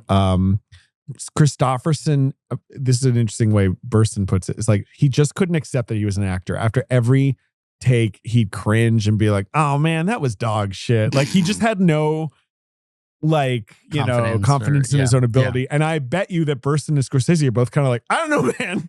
Pretty hot. I feel like if I'm Ellen Burstyn, I'm so annoyed by that, being like, dude, get on my level. Like, no, she loves it. She says he was wonderful. Like, you know, we really connected. He was a new voice in America. Like, I mean, you know, how do you not have a crush on this guy? You know, Marty? No, but Chris Christopherson. Yes. Marty, I feel like you're a little more like, oh, Marty, you're so great. No, Chris Christopherson is just one of the most, I feel like, inarguably hot people. Just the camera loves him. Just crazy, unbelievable race. Yeah. Alfred Lutter, who plays Little Tommy. Mm-hmm. They saw 300 Kids. He's so good in this. And Sandy Weintraub, says, hey, Marty, you got to see this guy. He sees this kid. They say, what do you want to be when you grow up? And he says, a stand-up comic. Marty must have loved that. And exactly. And he's like, let's get him in the room with Ellen. And they're like, hey, just, improv or whatever. And they start just kind of like bouncing off each other. And there you go. He's really great. Do we have any idea how much of their scenes together are improv? I think a lot. Film? I think a lot of their kind of rat-a-tat is like, so. We're back and forth so stuff. Perfect. Yeah. Yes. And you kind of can't script that stuff. Especially and just the way she's kind of like, what? Like half the time, like that way you are as a parent where you're like, I think I'm picking up what you're putting up, but what are you talking about? Right. This is like the huge thing for me in this. And both the times I've watched it, again, having an almost 10-year-old, is like when you like love this kid and you had to put up with him, but like if he tells you that story one more fucking time, you're going to jump out the window. Really? It's that joke that he's trying to tell her where she's like crying, asking him to stop telling that joke. He reminds me a lot of myself in that way when you tell me about these things. Yes. Just like, I mean, they're like the dynamic of your kid who you love and is the thing you'll do anything for, but you're like, you're so annoying. I cannot listen to you for another moment. I think she is meaner to her kid. David, you can tell me what you think than I would be to my children. She's at a bit of a breaking point. I would not kick them out of the car and make them walk the final mile to get home, I would think. No. There are some relatable moments. But there's some, I would say there's some 70s, like, oh, you'd get a phone call about this these days. Like choices. Also, I mean, it's a movie that builds to spanking. It is a movie about how do you... We'll talk about the hitting kids part of it too. Or like Jodie Foster, juvenile delinquency. And Jodie Foster. Holy shit, she's amazing. It's unbelievable. Well, I assume we'll get to her in the dossier also. I am about to tell you that Jodie Foster shot all her stuff 2 days. Wow. Oh my God. Real pro. What a pro. It was like doing another commercial first. She came in, bang, bang, bang, 2 days. She knew all her stuff. 2 days, 2 bottles of wine. That was all. And this is Scorsese. And there's this damn situation with the welfare workers where a woman came over to me and said, stop. And I was like, what do you mean stop? And they were like, stop. She has to go to school. And I was like, okay. Like, she's Jodie Foster. She's in the grand tradition. Judy Garland. Judy Garland worked 20 hours a day. They've got a lot of like actor studios people kind of peppered in the background here. A lot of Ellen Burstyn faves, are filling in the cast. What were you going to say, Katie? Oh, just where Jodie Foster was, and I got on her Wikipedia page. She's like doing Disney stuff, but this is still before anything where she's a star. Obviously, this is how Marty knows her for Taxi Driver, which changes is the next movie he makes. Whole career. But she's really only done a couple movies, right? But she's like a TV star, right? Like she did the Paper Moon TV show. We love it. Didn't know that existed. She played Addie Prey on that. Am I wrong in thinking that she even replaced Tatum O'Neal in some later version of Bad News Bears, or am I conflating the two things? I know she was the voice of one of Charlie Chan's children on the Hanna-Barbera Charlie Chan cartoon, which I'm looking up here. has aged perfectly. I was about to say, sounds like something you'd want to be sounds pushing like out something right that now. you would know and no one else would correct. know. This is a perfect junk in my brain forever. You're fact. conflating that Jodie Foster was supposed to be the star of Bad News That's Bears, what it turned was. it down to do a little movie called Taxi Driver. Aha. There we go. Yes. But no, she'd done some Disney movies. She'd done a lot of like TV stuff. And Freaky Friday is much later. That's after Taxi all Driver. later. Okay. Like, I think, right? Like, it's like that's the same year as Taxi Driver? That's nuts. That's nuts. What can I tell you? You can do it all. And Bugsy Malone is also the same year. Wow. All three of those are 76. Wow. But you know, she'd done the Tom Sawyer movie. She's basically like sort of the second lead of that. That's before whatever. You know, she's a punky little kid, little tomboy. That's her thing. The perfection of her as a queer icon in this movie, like just from the jump of her being like, yeah, this is. It's funny. This woman had to come out of the Golden Globes 40 years later. It is so funny that it's like this overt in this movie, and then it's just like, quietly, let's just go back in the closet and not really talk about it for a while. Yeah, they weren't ready. I want to call out Leia Goldoni, Yeah, sure. who was the female lead in Shadows, the Cassavetes movie. Ooh, yeah. Layla Goldoni. Yeah. But is a movie about white passing African Americans. Yes. I mean, if you've ever seen that iconic Shadows poster, Yes. that's her face. She is incredible in that film. Yes. She was a fully Caucasian woman. The success of that movie, critically, She's Italian, I believe. Right? Yes. Okay. Damaged her career. Right. Because they people assumed, right. It's this insane thing where she was a white person playing a white passing black person who then lost roles because people assumed she was black and couldn't play white. So it just feels like this was kind of a menschy move for Scorsese to throw her a role. Like we said, you know, he's a devotee of Cassavetes. Well, and she's in two scenes, like in the very beginning where they're doing like the dress fitting and then the yard sale. She's the one who's with her when she gets the phone call that her husband. She like that relationship bought the between the farm. two of them is so perfect and real, and you She's know really good. so much about them. So as soon as she gets that phone call and then they say goodbye at the car and like the little boys are rolling their eyes at them and they're so emotional. It's just wonderful. She how got a quickly BAFTA you nom get that. for this. Oh my God. Well, the deserved. BAFTAs They loved this bananas for Alice. Alice Fever. They gave it Best Picture, right? I think so. I think they did. Yeah, the BAFTAs love this movie. This movie traveled well, I Did they guess. nominate Diane Ladd also? Well, the Oscars did. Yeah, I believe so. Let me double check that. But I think can tell it you. won screenplay, picture, actress, and then it got double noms. Diane Ladd won the BAFTA. Oh my God. Leila Sounds Goldoni was amazing. nominated. And this is, you know, the BAFTAs treated this like a 75 because it didn't make it to Europe till 75. Oh, so this is sure. the 1976 BAFTAs. So it's beating. It beat Barry Lyndon, Dog Day Afternoon, and Jaws, which I might have some notes on that as much as I like this movie. And she won Best Actress, and Diane Ladd won Best Supporting Actress and won Best Screenplay. Yeah, they fucking went nuts for it. I can only imagine the British viewing audience being like, "What's this movie about? Like an Arizona diner waitress is better than Barry Lyndon? Are we sure?" Jenna Rollins won the Golden Globe against her. She's pretty good in that their movie. I think it's maybe the best performance ever committed to film. Burstyn didn't win any of the Critics Awards. So I think it must have been seen as a slight surprise, especially considering the BAFTAs come so much later. Because I think basically New York Film Critics, NBR, they all gave it to Jenna Rollins. Sure. It's Yeah. a tough call, man. It's She's a tough good. call. Who am I giving it to? I guess we'll find out. Oh, get that Let's take a spreadsheet look. going.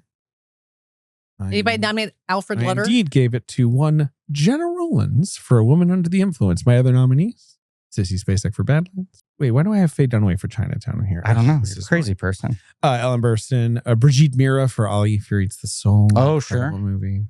Anyway, the movie Alice Doesn't Live Here Anymore is about a lady named Alice Hyatt who lives in New Mexico and has a kid whose name is, Tommy?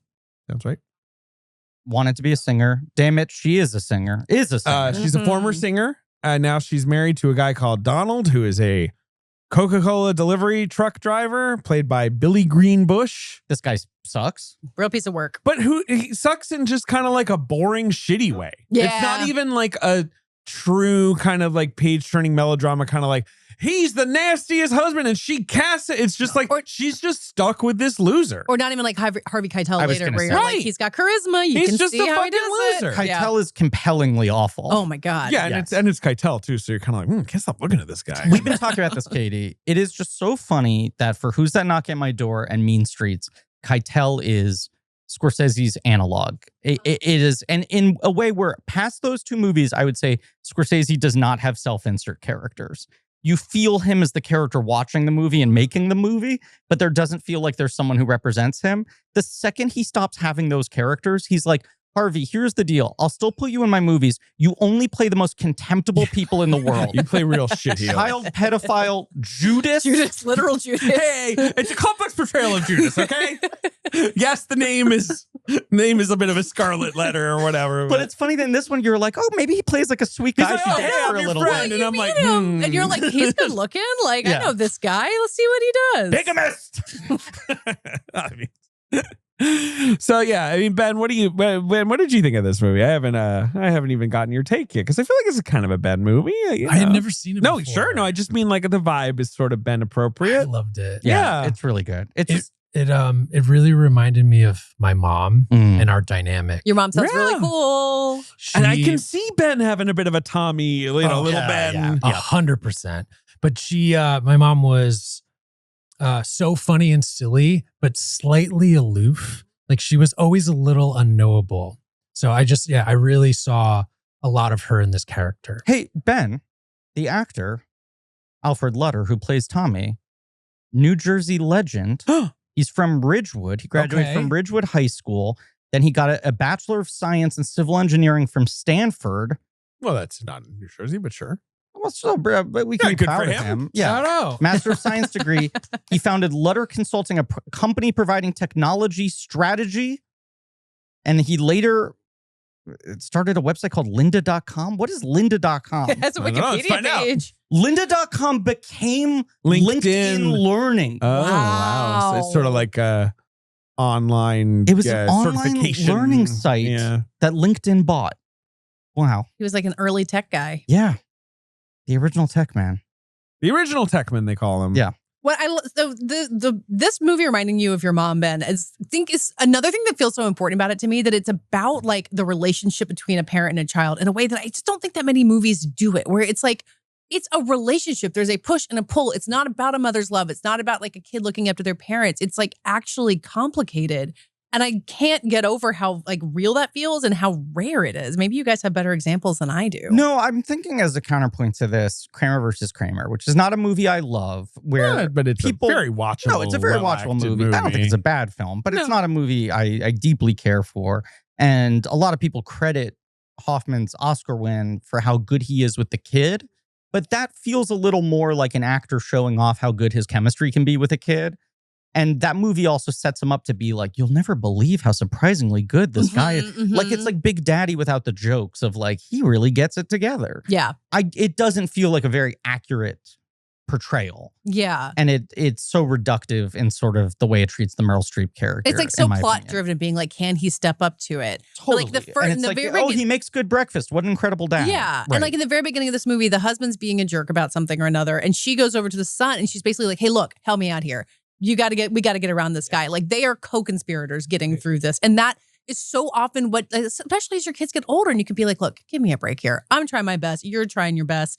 Like, it's almost like she's letting him kind of see, like, she's just a person who's trying to figure this out. And again, she's making some choices I wouldn't make, but I love that it makes it, they're not equals, but it makes it a real back and forth, which parent-child things don't do often. Well, let's also call out the inciting incident of this movie, which is it's hard to get kids to act on screen like this. Like, it's impressive, her piece of shit husband dies. They get in a bad fight. Yes. He hits her. It does not seem like this is the first or only time this has happened. He's a loser. And then a day later, he dies in a meaningless Coca-Cola truck accident. Which is like it's meaningful. It's All so that Coke's not going to get delivered. But I'm saying there's people thirsty out there. You're right. You're right. They need a pep in their step. It was a costly death. Yeah. Didn't you just imagine like little Marty like staging that accident, like the tableau of like the people hanging out of the car? It's just like there's some blood on the street. It's perfect. Well, you also imagine him being friends with Spielberg and being jealous of like Duel and being like, I have one shot to show the aftermath of Duel. You know, they're not letting me stage action sequences yet. Nope. But she's grieving a bad relationship. Yeah. She's experiencing real grief for this, and her son is as well. And she tries to take this as an opportunity to uproot her life, something she's clearly dreamed of doing, but not felt the courage to do. It felt too radical to blow up her life in order to do that, but now her life has been blown up for her. And so much of the weird tension between her and her son is that her son is like grieving the loss of a father who he's starting to realize like maybe sucked. Yeah. Yeah. And the kid is just getting into the age where you start thinking of your parents as people too. Like he was already feeling that way. Yeah. Like Yes. he's at the perfect phase to see her as a person and to look back at his dad as not just like Right. a hero. Right. He was putting salt in the coffee, which does feel, let's call it out, very Ben. It feels like That's a little Ben Ben move. Definitely. Yeah. Ben, I was wondering if something where she's saying like, if you keep your mouth open one more time, I'm going to throw you out. And he just like opens his mouth as wide as he can. Is that a little Ben move? Yes, Yeah. definitely. Like, I'll show you. I know foulest the mouth. workaround. You can't slam my mouth shut while you're driving. So what happened? So his husband dies. I think it's really well played by her where she's sad because her husband died. Plays the emotion quite honestly. But it just you just kind of buy that she pretty quickly is kind of like snapped out of a dream or whatever. Like that she's just kind of like, let's just go. Like there's no reason for us to be here. Like, well, it's the past tense, present tense thing of like, I think of myself as someone who wanted to be a singer and didn't have the courage to follow through. right. So why And then can't she just decides like, I am a singer. I sing. There's nothing keeping me here. Why not reconstruct my life around this dream? And fairly quickly, that scene of her singing at the piano at home where like it lingers on her singing for a while and you get the kid outside and he's kind of like reframing how he thinks of her. Like it's an interesting venture into his perspective about her talent, which you don't get that much of. And it's just like really well done. That's one of the early moments where you're like, oh, here's Marty testing it out, figuring out what he can do with the camera. And the Layla Goldani character reads as her one-person support system. Where you're just like, this is kind of scary for her to go out. There are no, there's the notion of the family home, of going back to where she came from. But it doesn't feel like there's a solid base of support from her family extended. Yeah, do we even know who's in Monterey? Like she talks about it all the time, but like who are they going to? Not really? Yeah. Yeah, I mean, you also have no sense of the kid's life, but he's a kid, I guess. He's I mean, just gonna make those kids go where you want them to. Ostensibly, he could be like, I have friends at school, or it's like, too bad, baby. We're fucking hitting the We road. got Friends Jodie sound Foster dumb. and some wine waiting for you. So she gets him to Phoenix, right? Like that's where she gets him to, where she starts singing. I mean, this says she finds work as a lounge singer, like in the narrative here. Kind of. I would barely call what she's singing in lounges. Yeah. It's like right. there's like a microphone over there if you really want to go over The griminess of these bars that she's going to, like bars in the 70s just were not, they didn't seem like fun places to hang out. I had my antenna up the whole time. I'm like, geez, is someone going to be like a mega creep or whatever? And instead they're all just kind of like, I don't know. Like, There's the, they're why don't you mostly turn just kinda around like old- moment. Yeah. But no one's ever like, oh yeah, you can have this gig if you come with me over here. There's no compliance. But this was kind of a style of a bar of a very particular time. And basically just like kind of don't bug anyone. Yeah. Like sing something that'll be nice in the background, but like this is like a little value add ambiance. Yeah. right. Like It's not bars a with piano no bar, windows. Like I remember there being some around when I was a kid, like after this. But like you would never, like women wouldn't go to these bars, much like you wouldn't bring your kids into any of these places. But let's also just call out the Velvet opening titles, then this like Which are so blood shocking, red sound stage, completely, as you said, very like beginning of Wizard of Yeah. Oz. It felt like the one big idea Marty has, right? Like, Right. he's like, I want to do this. I know I don't Yes. have a lot of money, but like, I want to do this Yeah. one thing. Right. This little girl like practicing this hymn over and over again. It literally says like Monterey, California, Alice, a young girl. Yeah. And then it's just sort of like her loneliness. You only see her parents in like silhouette, basically. And they're like yelling at her. Yeah. You get a sense of why this person didn't have the courage to follow their dreams and has settled in their life. That's what this movie rocks. And she's singing a song about caring and no one cares about her. I mean, he was a good kisser, guys. Oh, the husband. Give it up for Donald. I think that's his name. Donald. I love when she tells the kid, like, ask me again in a few years and I'll explain it to you. It's like, what are you going to say to him when he's 14? Yeah, it's not a good conversation. That's really just pushing things off. Well, I think she'll say to slightly open your mouth instead of like, Yes. trying to tighten You're going your too lips. wild. You're about to eat someone's skull with that mouth right now. This film was shot in Tucson, Arizona, where it's set. Why is it set in Arizona? Why not? Okay. Well, I don't know what to tell you. Really good answer. Don't really know. I mean, Marty says it was a movie town. You could do anything you want there. It's a great town to shoot in.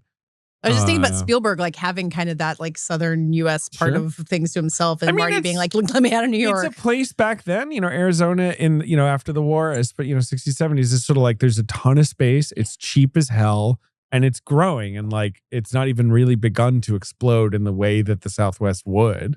But like it makes sense for somewhere someone's going to go where it's like, well, there'll be something for me to do over there, right? Like it's like Jodie Foster says it's a weird place. I think it's a weird place. I mean, like, honestly, like the Southwest obviously has its own character to it now. But yeah, back then, I bet you it was pretty weird. Yeah. Like a lot of, I don't know a single thing about Tucson except for what I saw in this movie, basically. Well, I don't know much about Tucson either. It's not far from Phoenix. I think of it as the kind of crunchier, more liberal cousin to Phoenix. It's a big town. I don't know. The Jody line is my favorite single line of writing in this movie, which is weird, very weird.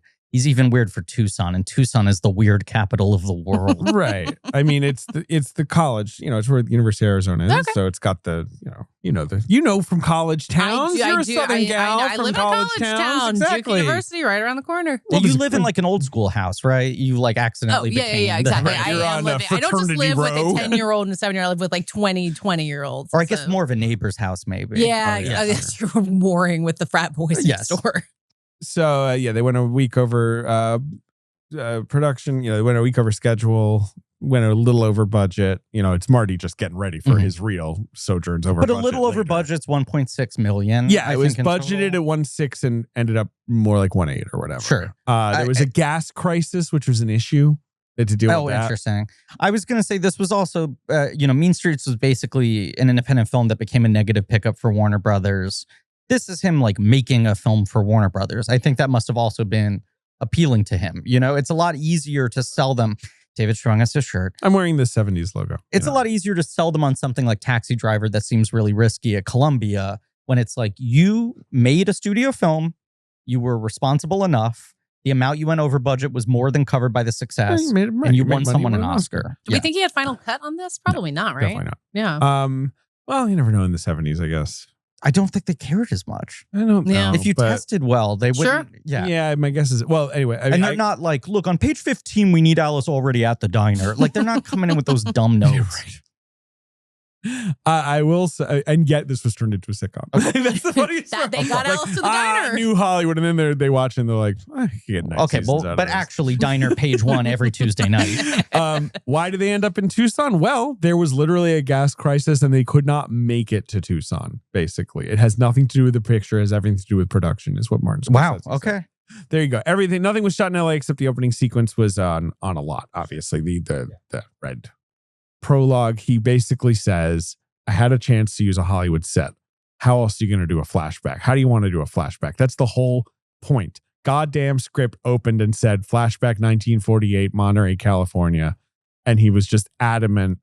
They're like, what if you do like black and white? Like that would make more sense. And he's just like, the character's hung up on movies. I feel like she would remember in this kind of half fantasy way. It should look like a 40s movie. It should look kind of indoors.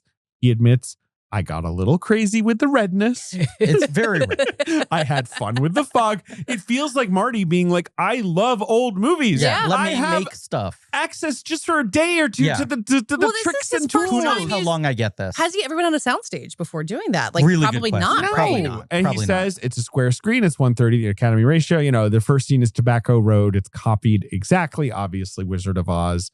Duel in the Sun for the redness of the sky, Little East of Eden, Little Gone with the Wind. He's got a lot of. It was like William Cameron Menzies' Invaders from Mars. Of course.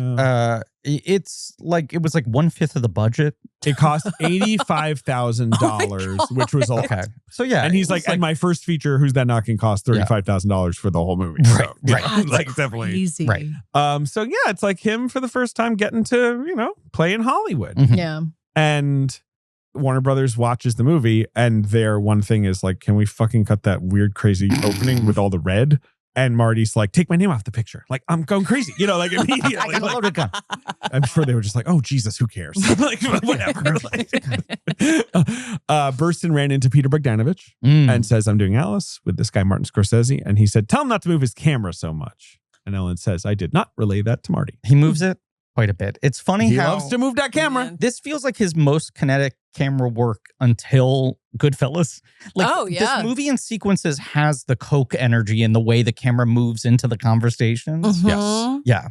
One idea, he wanted as many women in authority on the picture as possible. Sandy Weintraub is the producer. Toby Raffleson, art director. Marsha Lucas is the editor. He wanted it to be as honest as possible. He wasn't trying to make a feminist tract, but he wants this movie, about women to be in front of women and being like, He wanted to find out what women are like. Know by what you making this don't movie. know. Right. Yeah. He And trusts Marsha's judgment implicitly.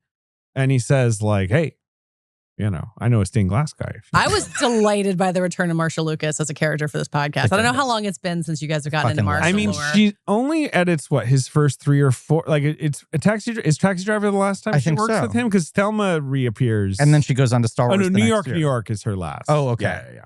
And then, Which was a famously easy movie to edit. Yeah. Settled. and to make.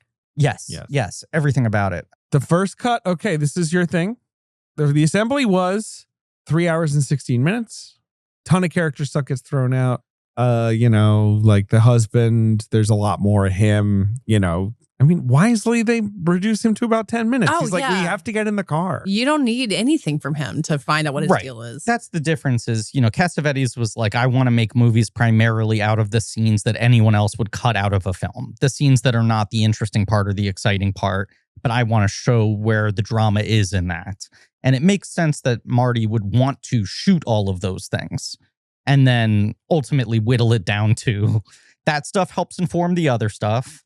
Keep the most exciting moments and the major plot points. It helps that he dies within 15 minutes or I less. completely agree. Yeah. Now, I want to talk about, I want to give you some news on the end, like some research on the ending, but let's talk about the movie first to get to the ending because it's an iconic ending, obviously. But shithead husband dies. She goes to Phoenix. She starts being a lounge singer and she meets a handsome fella. Harvey Keitel, chill. She calls him a baby? What, or a He does child? have kind of a baby is face, and he has funny. kind of the moppy haircut, like it makes him look younger. She's so adamant that he looks like he's underage. And I'm like, Harvey Keitel was born looking like a Vietnam vet. He doesn't look like underage. I'll give you that. No, But, he's got a the baby face kinda cute quality haircut. for Yeah. Harvey Keitel. Yeah. And it's that thing where you see actors when they're young now. So you're like, oh my God, they look so young. Yes. Like De Niro looks more like a baby at this point than Keitel does. No question. I think. Keitel's just always had old man features. did. Yes. Even when he was young and his skin was smooth. But she shouldn't have trusted him. Her first instinct was correct. Yes. Her first instinct is correct.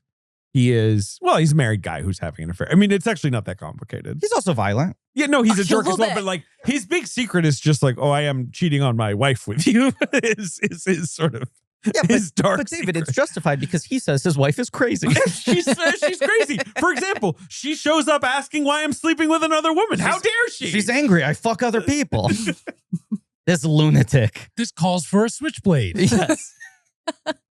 Breaking some glass at the door, and then it does the entire dresser. Yeah. It is funny that like Scorsese's now doing the break of you're no longer my leading man. And yet in this performance, he kind of gives everyone the like show reel to be like, hey, and here's how you use Harvey Keitel.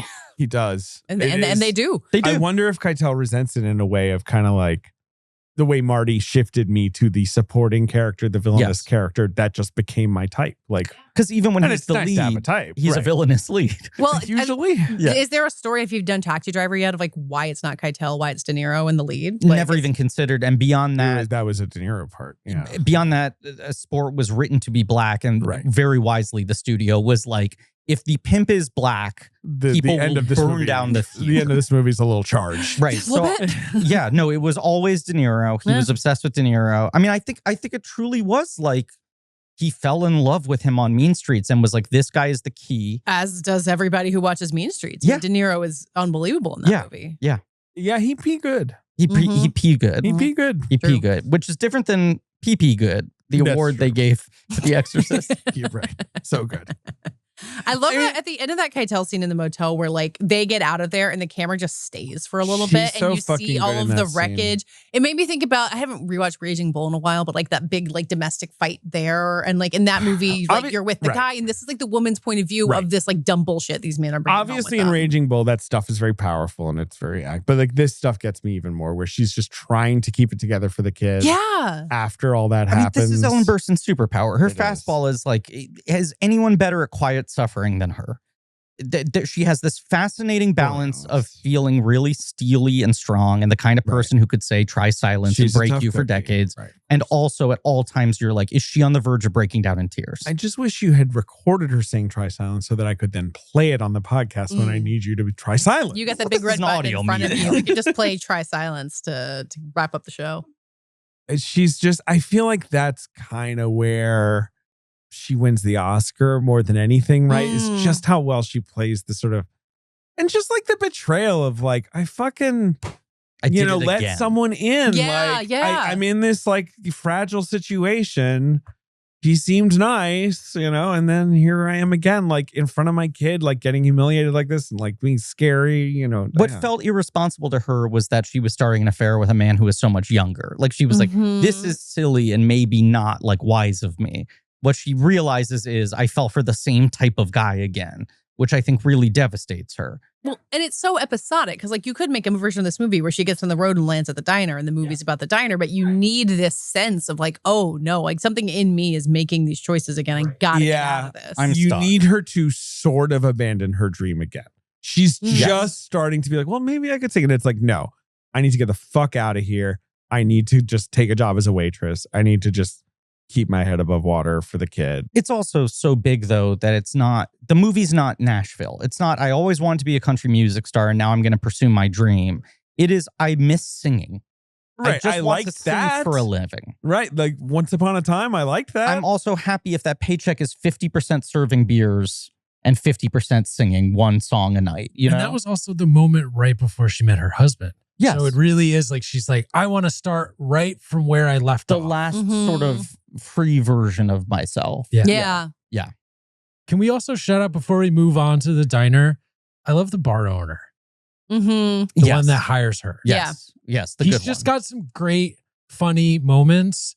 He has this one part I wrote down where she asks what's a song he likes, and he just starts saying lyrics to her.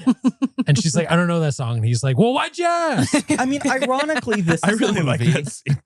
This is a movie made up of characters that feel like they could be sitcom archetypes, and yet all of them are played like real people. Right. It's like Cassavetes' sitcom. Yes. Right. Yeah. Yes. I mean, and then the sitcom, I never really watched Dallas. I've maybe seen it on TV once, but like, I assume it's more sitcom. The Criterion disc has all 9 seasons on it, right? I'm going to find out. You have to play it backwards. Yeah, should at least have the pilot. Yeah, throw it on there. Yeah. So, when's the water fight scene? I love the water fight scene. That's a classic, like, mother-son thing where it's like, we're having fun. It's gone out of control. Because boys are too excitable. I think it's after that. Is it? Yeah. But yeah, it is a little bit like you can mess with your kid in a way. Like, she's not hurting him, but like they're both taking it too far because you kind of like get on your kid's level and do things like that. You are a parent of 2 sons. It's true. Katey Rich. I am also a parent of 2 sons, but they are in a different part of life. You are a parent of sons closer to this age range. And like you, I feel like can speak more to like what that is like, and what maybe one could even say what I might be in for, but like to what this feels like an underrated mother-son movie, underrated only in that it's not discussed all the time. Like it was rated well at the time, but like it does feel like it kind of nails that specific dynamic. You don't see like.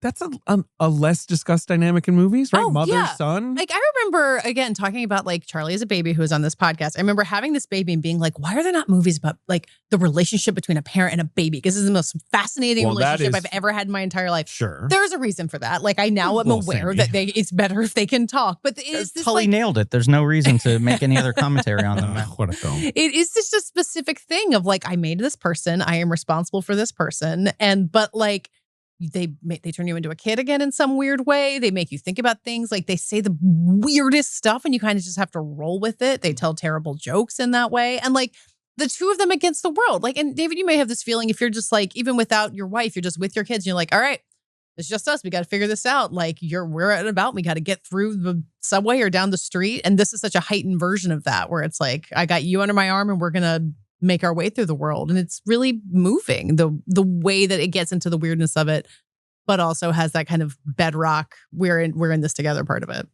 I want to say a couple things. First of all, Lane Bradbury is the actress who plays Rita, who's Keitel's wife, who I think is incredibly good. She is so in good. one extended scene. Yeah. I mean, it's just a smart decision to not have it be the like, she comes storming in, who's the harpy who's sleeping with my wife. She's so sad. She's so sad and she's so empathetic. And she's like, I'm trying to warn you. I'm trying to save you. Yeah. Even more than I'm mad at him and I'm trying to catch him. Yeah. She also has a son. Yes. Who has some kind of health issue. Yes. And he's clearly just doesn't want to deal with the extra difficulty of that burden, of that responsibility. And Ellen Burstyn in that scene where she just immediately is just like, oh yeah, okay. Yes. We have to have this conversation. She's not trying to get out of it. She's not trying to make any excuses. She like takes responsibility instantly. The water fight scene is basically right after her first day at the diner, I think. And you feel that it's her trying so hard to make her son's life fun again because there's been so much upheaval. And then there just comes that point where she's just kind of like, okay, all right. I need to be a parent. It's like, you got to sit down at the diner and be bored. I don't care if you're bored.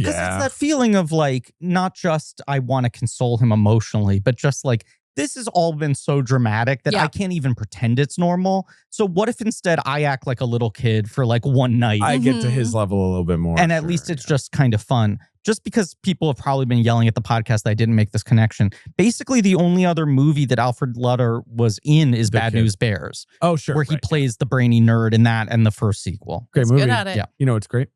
The Bad News Bears. Yeah, but do you know what else? Saying Bad News Bears as a term. Baseball. There we go. Less so. Baseball, the crack of the bat. Crack of the bat I do like. I don't remember if this comes before or after the water, but there's like the kid in the hotel room alone where he's like sitting 2 inches from the television and watching some old movie. I didn't recognize. I don't know if you guys did. Good question. But that felt like Scorsese self-insert. Like this lonely boy watching old movies by himself. Yeah, except this kid doesn't have asthma, so he can go out and flirt with Jodie Foster. Not to. Yes. I feel like he's watching though something where it has a singer that's kind of in the tradition of what his mom is pursuing. It's a Betty Grable movie called Coney Island. Oh, there you go. And those old Betty Grable movies, that's the kind of music Scorsese was thinking of when she's like, I wish I was a singer. Yeah. Cool. But yes, she gets to Mel's Diner and we establish what will be one of the greatest ensembles in sitcom history.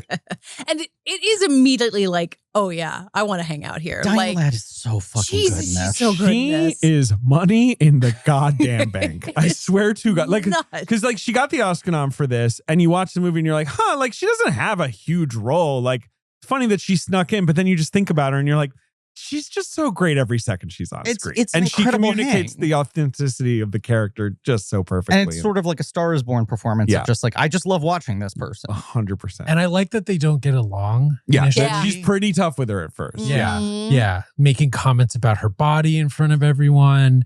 But then they have that scene where she freaks out when the short order cook or whatever asks her, where's Vera? And her line is, she went to shit and the hogs ate her. And the like explosion of the ketchup all over her apron. Right. The great Valerie Curtin as Vera, the quieter. She's so funny.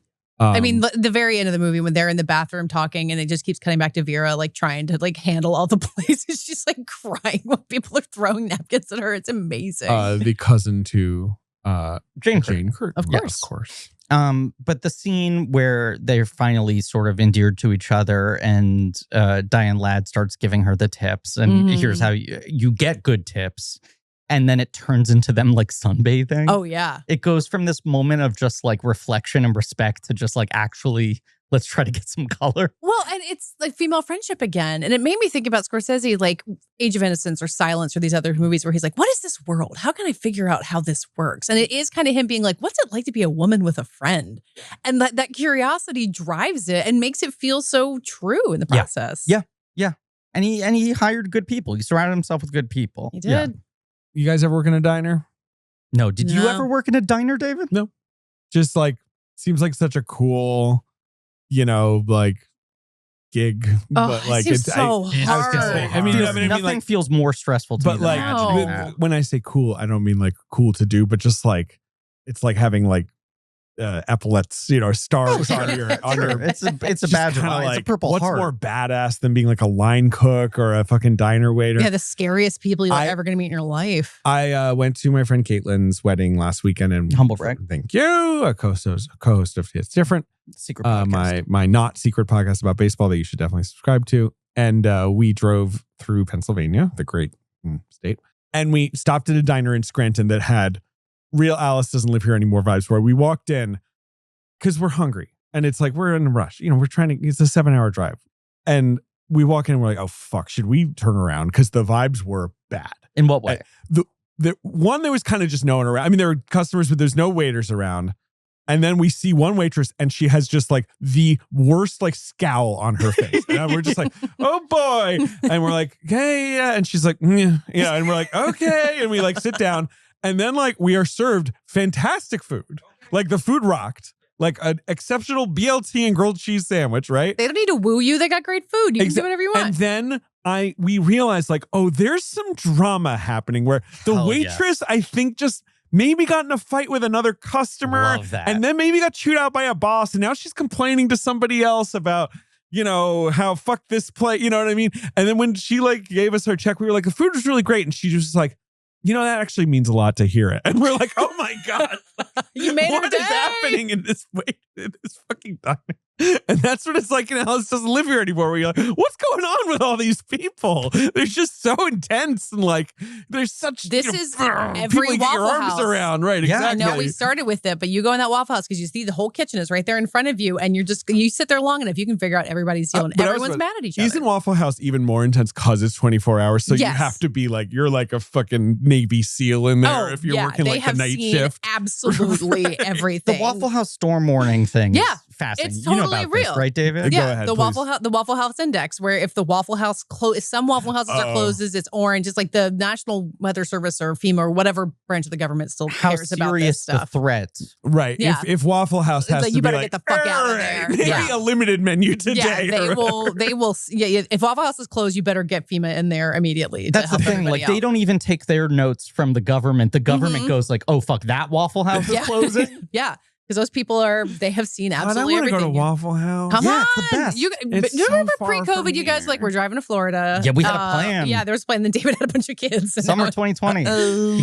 He kept slipping and having another kid. It can still happen. Throw everybody in the car. Come on down. The closest Waffle House, at least last I checked, is in Allentown, Pennsylvania. Yeah. And I went there with Pilot. Yeah. When I lived here, I remember looking it up at some point because I'm so deeply devoted to Waffle House. It's like a 2-hour drive. It's pretty far. I think you might be mad if you drove 2 hours to Waffle House. It's one of those things where it's like, I need something that's open now, and when you're a teenager, is somewhere you can go, and that is where the true bar is. Yeah, it's still there. It's near Allentown. I've never had a Waffle House meal not exceed my expectations, and I go in with sky high expectations, and every time it just delivers. I like the waffles too, to be clear. Obviously the hash browns are what everyone talks about, but I they think have the the waffles. hash brown bowl now where you can get like a hash brown with cheese and an egg on top of it. This isn't coming. It's really good. Although it's good. I don't know if I need any newfangled additions. It's been there probably for 15 years. Okay, it feels well, still it's a little to me. newfangled. Oh yeah, whippersnapper.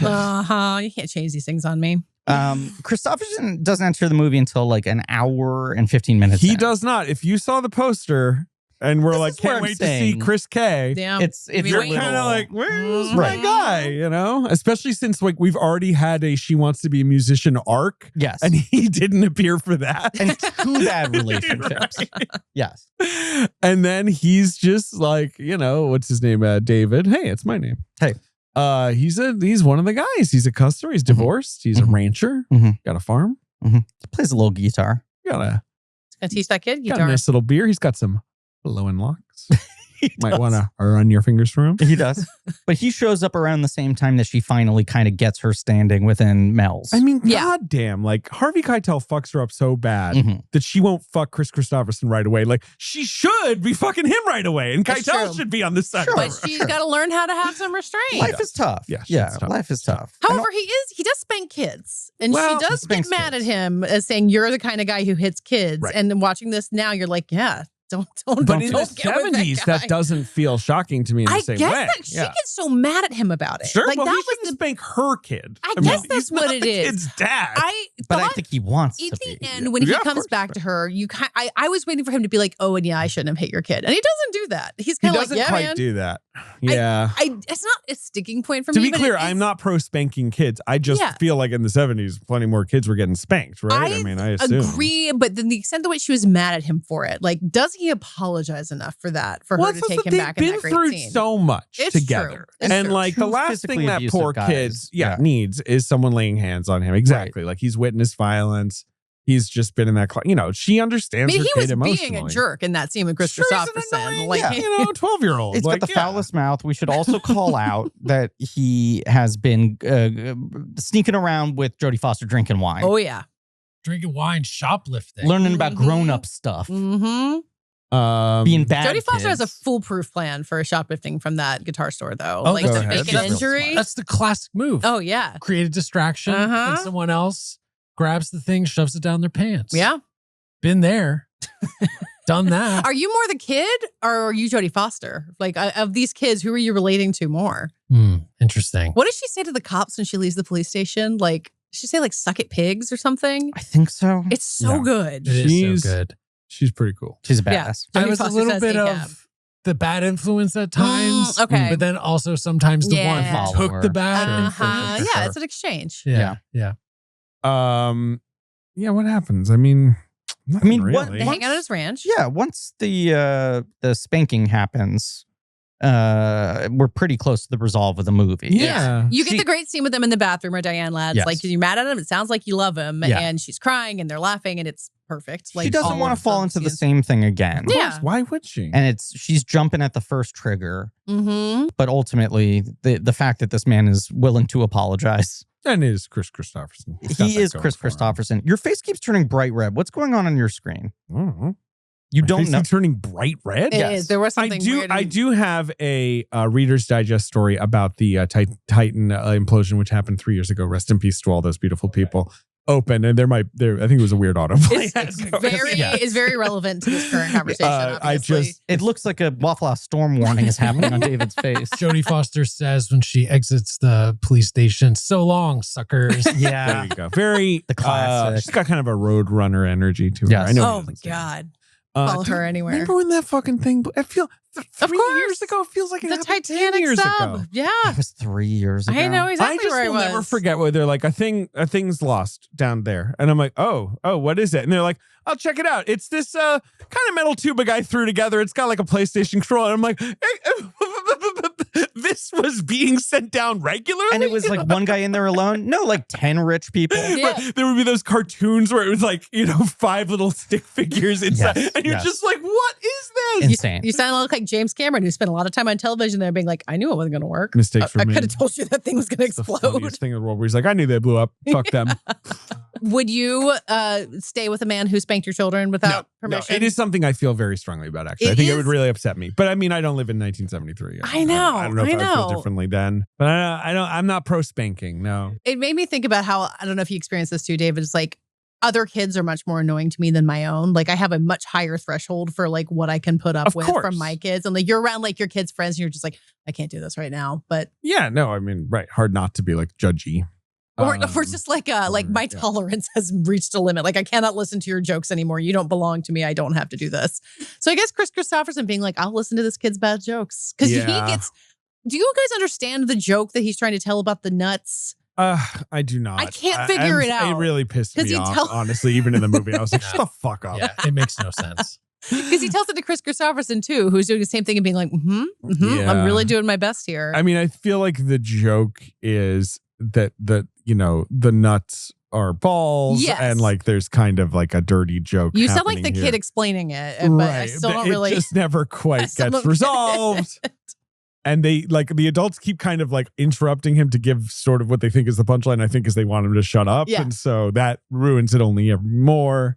He's a little annoying, but no spanking. You don't want to associate discipline with violence. Would you go live on that ranch though? He's growing like alfalfa, I think, or Look. okay. I don't want to live in Arizona. You're a city boy. You don't want to live on this ranch. Well, I'm just saying, like, if I wanted to live in the countryside, my guess is I would want a more verdant and moist part of the world. I'm not really a dry heat guy. Not what I grew up with. Not really what I'm used to. I think I'd probably... You need a steam room, not a sauna. Yeah. Oh, you know I am. I love a steam room. I know. Yeah, exactly. What about you, Ben? Would you go live on that ranch? I'd love to ride a dang horse. Yeah, you love the horse. Okay. Yeah. But, are you built for Phoenix? Like, what do you think? Arizona? Like, no. Getting out there? No. Cacti? I couldn't do it. Tumbleweeds? I've actually never been to the desert. Oh. What, is that a goal we could make for you? Ooh, road trip. Because, Next time you go to LA, it's not that far. You drive like 2 hours out and you're in the desert. And I, as like an East Coaster, I have the same thing where you get out there, you're like, God, those mountains are like 100 miles away. How is this possible? Right. Now, Griffin, I don't want to speak for you, but I'm also going to assume like the Arizona desert, maybe not your preferred. You're not moving to that ranch with Chris Christopherson? What about a visit? I did go get a cup of coffee, I've been to Arizona. I did a short film in Albuquerque a couple years ago. Yeah, I remember. And my body almost retired. You got off the plane and your body was like, I'm going to sit this one out. You're going to figure it out all by yourself. Physically incompatible. We shot we were supposed to shoot a thing. It was like a survivalist post-apocalyptic thing. And I'm supposed to be someone who's not well suited for that. And even then... we shot a thing at the top of a mountain, very high altitude, and my eyes were just like, oh, by the way, we're not gonna open. I couldn't stop crying and I couldn't keep my eyes open, and we had to shoot around it, and they put me in a car and put the car seat all the way back and then like poured a bunch of water on a towel, and I just lay there with a wet towel over my eyes for like 2 hours until it reset a little bit. Sounds pretty good. A little bit. Wow. There was also like a dust storm. So let's keep you in the Northeast. Yeah, I like being here. Right. I would think that Scorsese honestly would be in the same way. I think he does not feel like a creature of the West. But I think he found it very interesting as just an alien landscape. Yes. And film-wise, it was exciting for him to have this alien landscape. Yeah, he goes back for Killers of the Flower Moon 40 years later. True. And I assume he directed from within a plastic bubble. I sort of assume that too. Probably for both of those movies. The ending is very, very great cinema. Mm-hmm. Because it's got this sort of touch of ambiguity to it. It's got this kind of earthy naturalism to it. Oh, the very end with them walking down the street. And just him coming back to another. Now, it's written as more of a straightforward happy ending. They get married. Burstyn is just like, I don't want it to have that kind of a cut and dry ending. Like, why does she have to end up with a man? Mm-hmm. So... she insists on rewrites, and Warner Brothers is like, we're not fucking doing an unhappy ending. Like, they're like, we had just done Scarecrow, sure. Paul Mazursky, right? No, it's not no, I'm sorry. But no, like Grussbard? Yeah. No, it's neither. It's the gambler guy, Carl Rice. Is that who it is? No, come on. I'm so annoyed by this right now. Who directs Jerry Schatzberg. There we go. Jesus Christ. It only took 7 tries. Fucking obviously Jerry Schatzberg. What an embarrassing thing for me to say. Ben's mocking us Panic in Needle Park, And he's like, and Scarecrow has this happy ending, and that made no fucking money. We're not doing an unhappy ending again. And Ellen Burstyn's like, I'm not saying unhappy ending. I'm just saying, does she need to end up with a man? Like, are you telling me she doesn't end up with a man is an unhappy ending? Everything can't be perfect at the end. And he's like, what I'm telling you is she doesn't end up with a man. We're not making the movie. Wow. It's the one time they kind of push back in terms of like, sorry. And so they kind of compromise on this, like, she sort of says maybe we'll get back. It's a little more ambiguous, right? They'll try. It's a pretty good ending. I can't deny, But you get the kiss in the diner and everyone's clapping and like you get the energy of that scene. Even leading up to that when they're in the bathroom. Oh, God. She really breaks down. That is so like, I think one of the best scenes. Yeah. And like, that's more of the emphasis than the one with Christopherson almost. So that's Burstyn kind of getting what she wants is that friendship is so important. The way she puts it is Chris improvises, okay, come on, I'll take you to Monterey. And like, it's not about staying on the ranch or, and it's more of a free exchange. The man is willing to support the woman in her aspirations.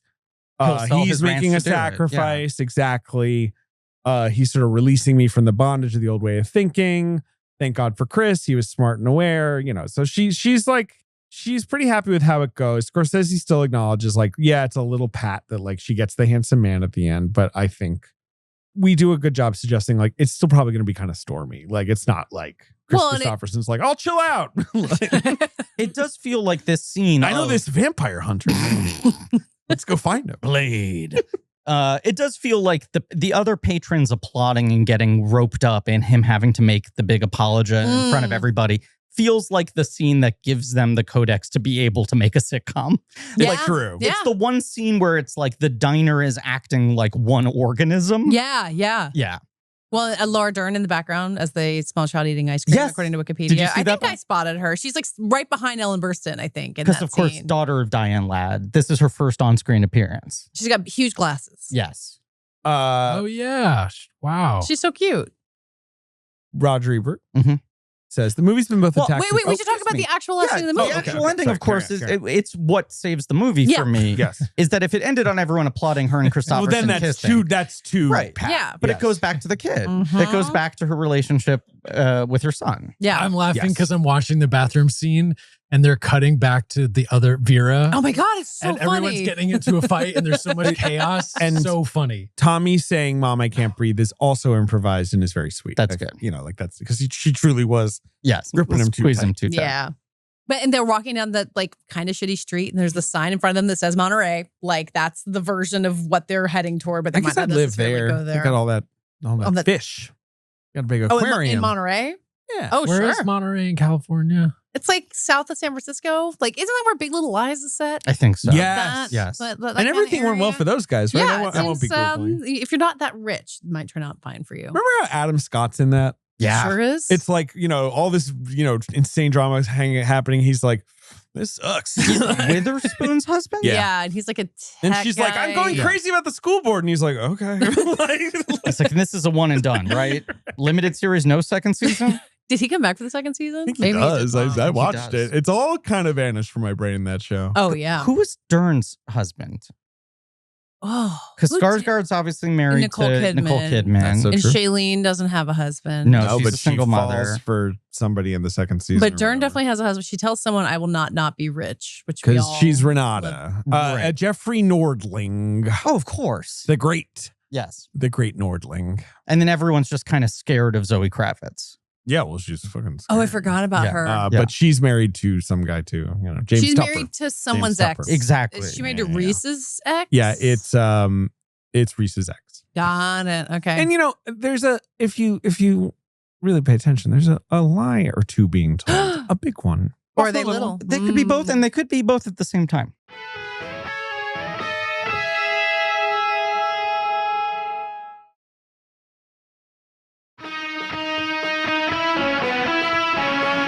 Roger Ebert. Mhm.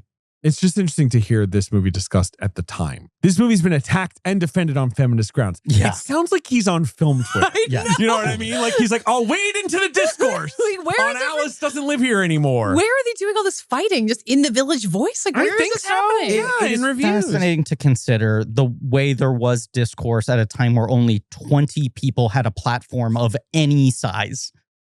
So much more peaceful. I mean, still annoying, probably, I guess but like more people peaceful. would write letters into the newspaper and be like, I disagree with Really? that review. arguing outside Lincoln Center, probably.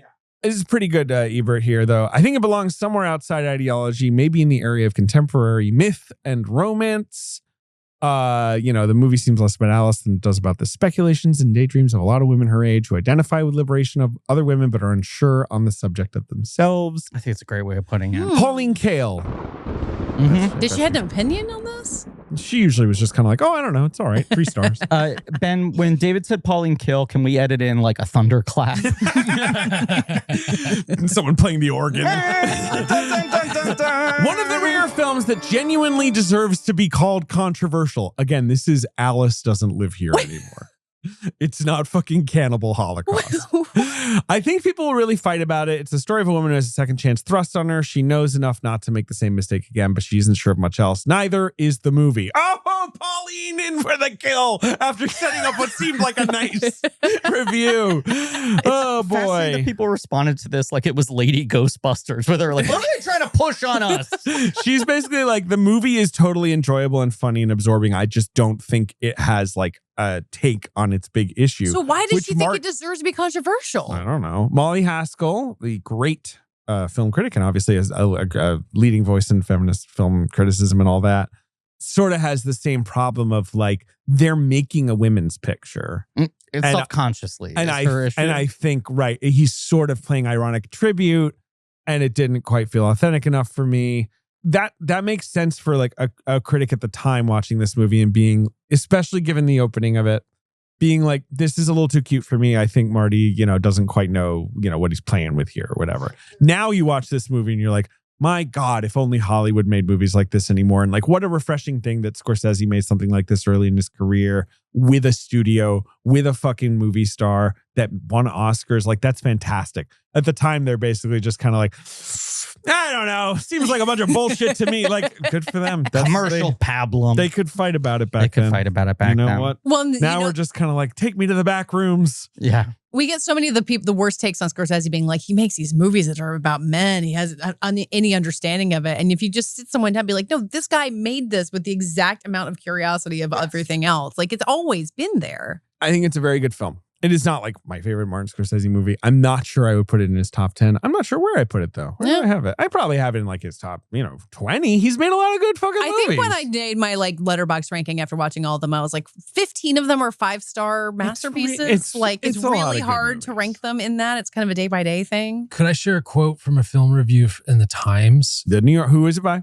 Vincent Canby. Okay. All right. Alice Doesn't Live Here Anymore has the distinct advantage over most films by growing on you, by getting better and better as it goes along until at the end you look back over it with some of the wonder and pleasure with which you might suddenly acknowledge an unexpected friendship. That's a very nice little piece I of thought writing. that was such a solid that's really good. summary. It's the Crab Diane apple Ladd of candy. movies. And Canby was not in the Haskell Kale, where he's like, he's a down the line movie critic of like, this is a good experience. Like, you're going to have a good time watching this movie. Also, him making this between Mean Streets and Taxi Driver, which are just like sad and violent and intense, is like exactly the Taxi palate cleanser Driver you need. coming after this. Well, you also just have to think about a lot of people have careers that start out with things like Taxi Driver and Who's That Knocking at My Door, or excuse me, Mean Streets and Who's That Knocking at My Door. And then it's like, great, you made your little personal movie. You've shown us that you know how to make a movie on a technical level. Now you're in the studio system. You have to imagine that people could have assumed, is he just going to be a guy who hops from genre to genre and isn't making deeply personal films anymore? And instead, after this, almost every movie he makes feels very personal, even when it is a genre exercise. Are you calling Mean Streets the guarantor, or is this the guarantor that gets Taxi Driver to be It's made? kind of a double. It's like the two pieces Helps. It helps to have made a movie that succeeded, have made money. Like, I don't think anyone's watching this being like, I think he's already working on Taxi Driver in some sense. And like, because Taxi Driver is the big, blank exciting check. director. The first one, for sure. Sure. I mean, yeah. I don't know. We were kind of arguing New York is the that's blank the check. real blank check. That's true. Taxi Driver is more the guarantor. Like, Taxi Driver is not an expensive movie. Yeah. And that's a movie where he's fighting every minute to get anything through. But it's just such a crazy movie. Yeah, it is. But New York is more him being like, I want a lot of money to make something that is awesome. Yeah. And they're like, we think you can make that work. Of course, while he's making it, he's like, I think everyone's going to like this. Yeah. Like, which is the crazy part. Was he doing any drugs at the time that would have clouded his judgment? Anything I about don't that? think Martin Scorsese ever messed around with that sort of Nah. stuff. And his marriage was going very well, right? You can see on screen it has a great view of relationships. Absolutely. A fascinating movie. We almost had you do that I one. know. And I got really excited about it. And it's a tough movie. I don't love it the way that I love Alice Doesn't Live Here Anymore. Yeah. I'm so glad I get to talk about this. But New York is like such a rich text. I feel like I'm similar to you in that I really like wrestling with it. And the stuff in it that works, I think, is like exceptional. Oh, it's a fascinating, like, it's what you guys are saying. I think if you're out here being like, that is one of his best movies, I think even Marty would kind of be like, are you sure about that? Like, that movie is flawed. But you it's see, a fascinating the soundstage opener of this leads you directly to New York. correct. New York. He's like, 100%. give me more of those, backdrops painted. I'm ready. And, there's a mean boyfriend or two in that film. There is, in fact, one major mean one in boyfriend. particular Yes. I'm thinking of. Kind of worst boyfriend in the history of movies. I can't wait for you guys to, because you got your Scorsese rankings, but ranking like De Niro as the guy who will ruin your life, like at the end of Scorsese. I mean, you can throw Keitel in there too if you want to. Between the two of them, they have a lot. Just so much to choose This from. is a good question. Who is which De Niro is the best dating option in the Scorsese In the canon? Scorsese canon? I'm like, Ooh. is it Irishman guy? Well, I was going to say, if I'm going to fight anyone, I want to fight that guy because he can't even punch near you. He's got a hell of a kick. Yeah, if you're air, you're like, oh no, he's kicking. I might go with Johnny Boy from Mean Streets. Yeah, Johnny Boy is kind of a rascal. Yeah, but he's trying hard. You can only date him if you're in your early 20s. Yeah, can I date him in Casino? Like, and kind of just sneak on by. I won't do coke like Sharon Stone does. You gotta get in and get out. Not good. Like you can't. You don't think so? No. You can't stay with him for too long. Yeah, but I feel like if I'm with him in Casino, I'm just kind of like, I get a hotel room, fine. I'll leave you alone. Like, whatever. I don't know. I'm not gonna. This is your version of Ben's. This movie would end with me owning an island. You're running the casino. You're busy. You're stressed out. I get it. I don't think it ends well. I think bottom is Cape Fear. You gotta have Cape Fear at the bottom. I want to throw out Taxi that Max Driver, though. Do you think Max Cady like picks up some women who aren't connected to someone he wants to fuck with and like has a good time and then moves on? You're forgetting the Ileana Douglas. I know, but she's part of the whole scheme though. Like if she's like not connected to that, I think it's a bad sign. I think it's a real bad sign. It's possible, but I don't think you want to play those odds. It is just funny that Travis Bickle might not be bottom because of Max Cady. He has to not be bottom. That's but let's also say like Travis Bickle's more attractive than Rupert Pumpkin. He's a looker. So you have to put him above Rupert. Rupert doesn't know how to fuck. Rupert does not know how to fuck. He's not going to shoot anyone, probably. Probably. Well, with Taxi Driver, he's definitely going to shoot someone. He commits crimes. He has a gun. Are we throwing a Killers of the Flower Moon? Like that's one of those things not my top pick, but not the worst. This is what I'm saying. That guy ends up being like top 3, and he commits genocide. He does. But he's got a great car. Great car, great goggles, driving gloves. What more do you need in a man? I think Irishman is near the top, and Anna Paquin literally doesn't even want to speak to him. I think by default that's number 1. What about it? And you know what? He's always probably like, I killed Jimmy Hoffa. It's like, sure, you killed him. Who fucking cares? Where's my clams? And Jimmy Hoffa, on the other hand, take him home. Yeah, well, it wouldn't dare. I cannot wait to do Irishman bits. I swear to God. They wouldn't dare. They wouldn't dare. That was my favorite thing. Is like on Twitter, I would post him saying they wouldn't dare. Anytime it was like Taika Waititi promises like a madcap satire for his name. I'm like, oh, they wouldn't dare. Taika, they wouldn't dare. Wouldn't let him do that. Where's my response when I see a headline like that? It is what it is. It's one of those, is what it is. That movie rocks. That movie is the best. It's for the cool best. kids. It's so good. I mean, this entire series is you guys being like, you know this movie? Like, very good. Yeah. Let's do the box office. This film came out on December 9th, 1974. A little Christmas treat for you. Under the tree. Number 1 at the box office is a film that has been out for, I want to say, conservatively 5 months. And it's doing quite well at the box office, which is maybe speaking to some cultural issues in our country at the time. It's about a guy who something very bad happens to a member of his family. Death Wish? It's been out for 5 months. Yeah, and it is a box office sensation. Wow. And some people might be like, well, that was terrible and I need to process this emotionally. And he's like, where's my pistol? And he does it so well that other people come to him and they're like, can you solve my family shit? Sure. Why not? Death Wish, Charles Bronson in the Michael Winner film. Yes. Death Wish. Anyone ever seen? I've seen it. I've never seen the Death Wishes. Seems like a bummer. The first one is like a pretty effective movie. Like you definitely get it. And it's even movies that are about how New York is like a fucking crime-soaked hellhole in the 70s. You watch them now and you're like, New York City, baby. It's great to see her on screen. The second one is the one that's like unbelievably nasty. I believe the second one is where they're just kind of like, okay, so what worked about this is just like violence and he racism, lives in hell, right? Yeah. Right. I have not obviously seen like Death Wish 4, The Crackdown, which funny to think that by 4, he's like, I think it's time to start cracking down. I've been taking it too easy. Time to expand outside of my problems. What's the Simpsons joke? And now I'm going to Emmett's Fix It to fix Emmett. When he's on like the Phil Silver show. That's good. All right. Number 2 is a disaster movie. Poseidon Adventure? Nope. Is Towering Inferno? Keep going. Earthquake. Earthquake. There we go. That's your 40X, right? What did they call it? It wasn't called Shake-O-Rama, but it was called something. It was called like Sense Surround. Sense Surround. Ben, you're Do you ever There's do an the earthquake. Did you do the earthquake ride at Old School Universal Studios? Yeah. Just some Yeah, I guy loved it. I've never seen the behind movie. you. Just the Down the guy ride. shaking your I seat. can't Goes remember. from seat to seat. I can't remember if it's that they put motors under the seats or they put speakers under the seat. But they did put things under the seats. Speakers. It was I think they speakers. would like blast like basically subwoofers to make your seat vibrate It's a little bit. like the Dolby theaters now. Right. It was like a D-box, sort of like a No, proto but closer to D-box. Dolby where you're like, the sound is so loud, the Right. chair shakes rather than the movie is synced up to Right. shake in a specific way. Yeah, and it's not like built on some gimbal that's No, like there's shaking no the floor or That's anything great way like of that. It's putting it. gimbal-less. It's gimbal-less. This is some gimbal-less It's a bullshit. Macy's. No gimbal. No gimbals. Number 3 at the box office is a sequel to a sort of Death Wish-esque kind of like shock hit. It's not Billy Jack, is it? Fucking is Billy Jack. Which one is it? It's the second. Goes to Washington?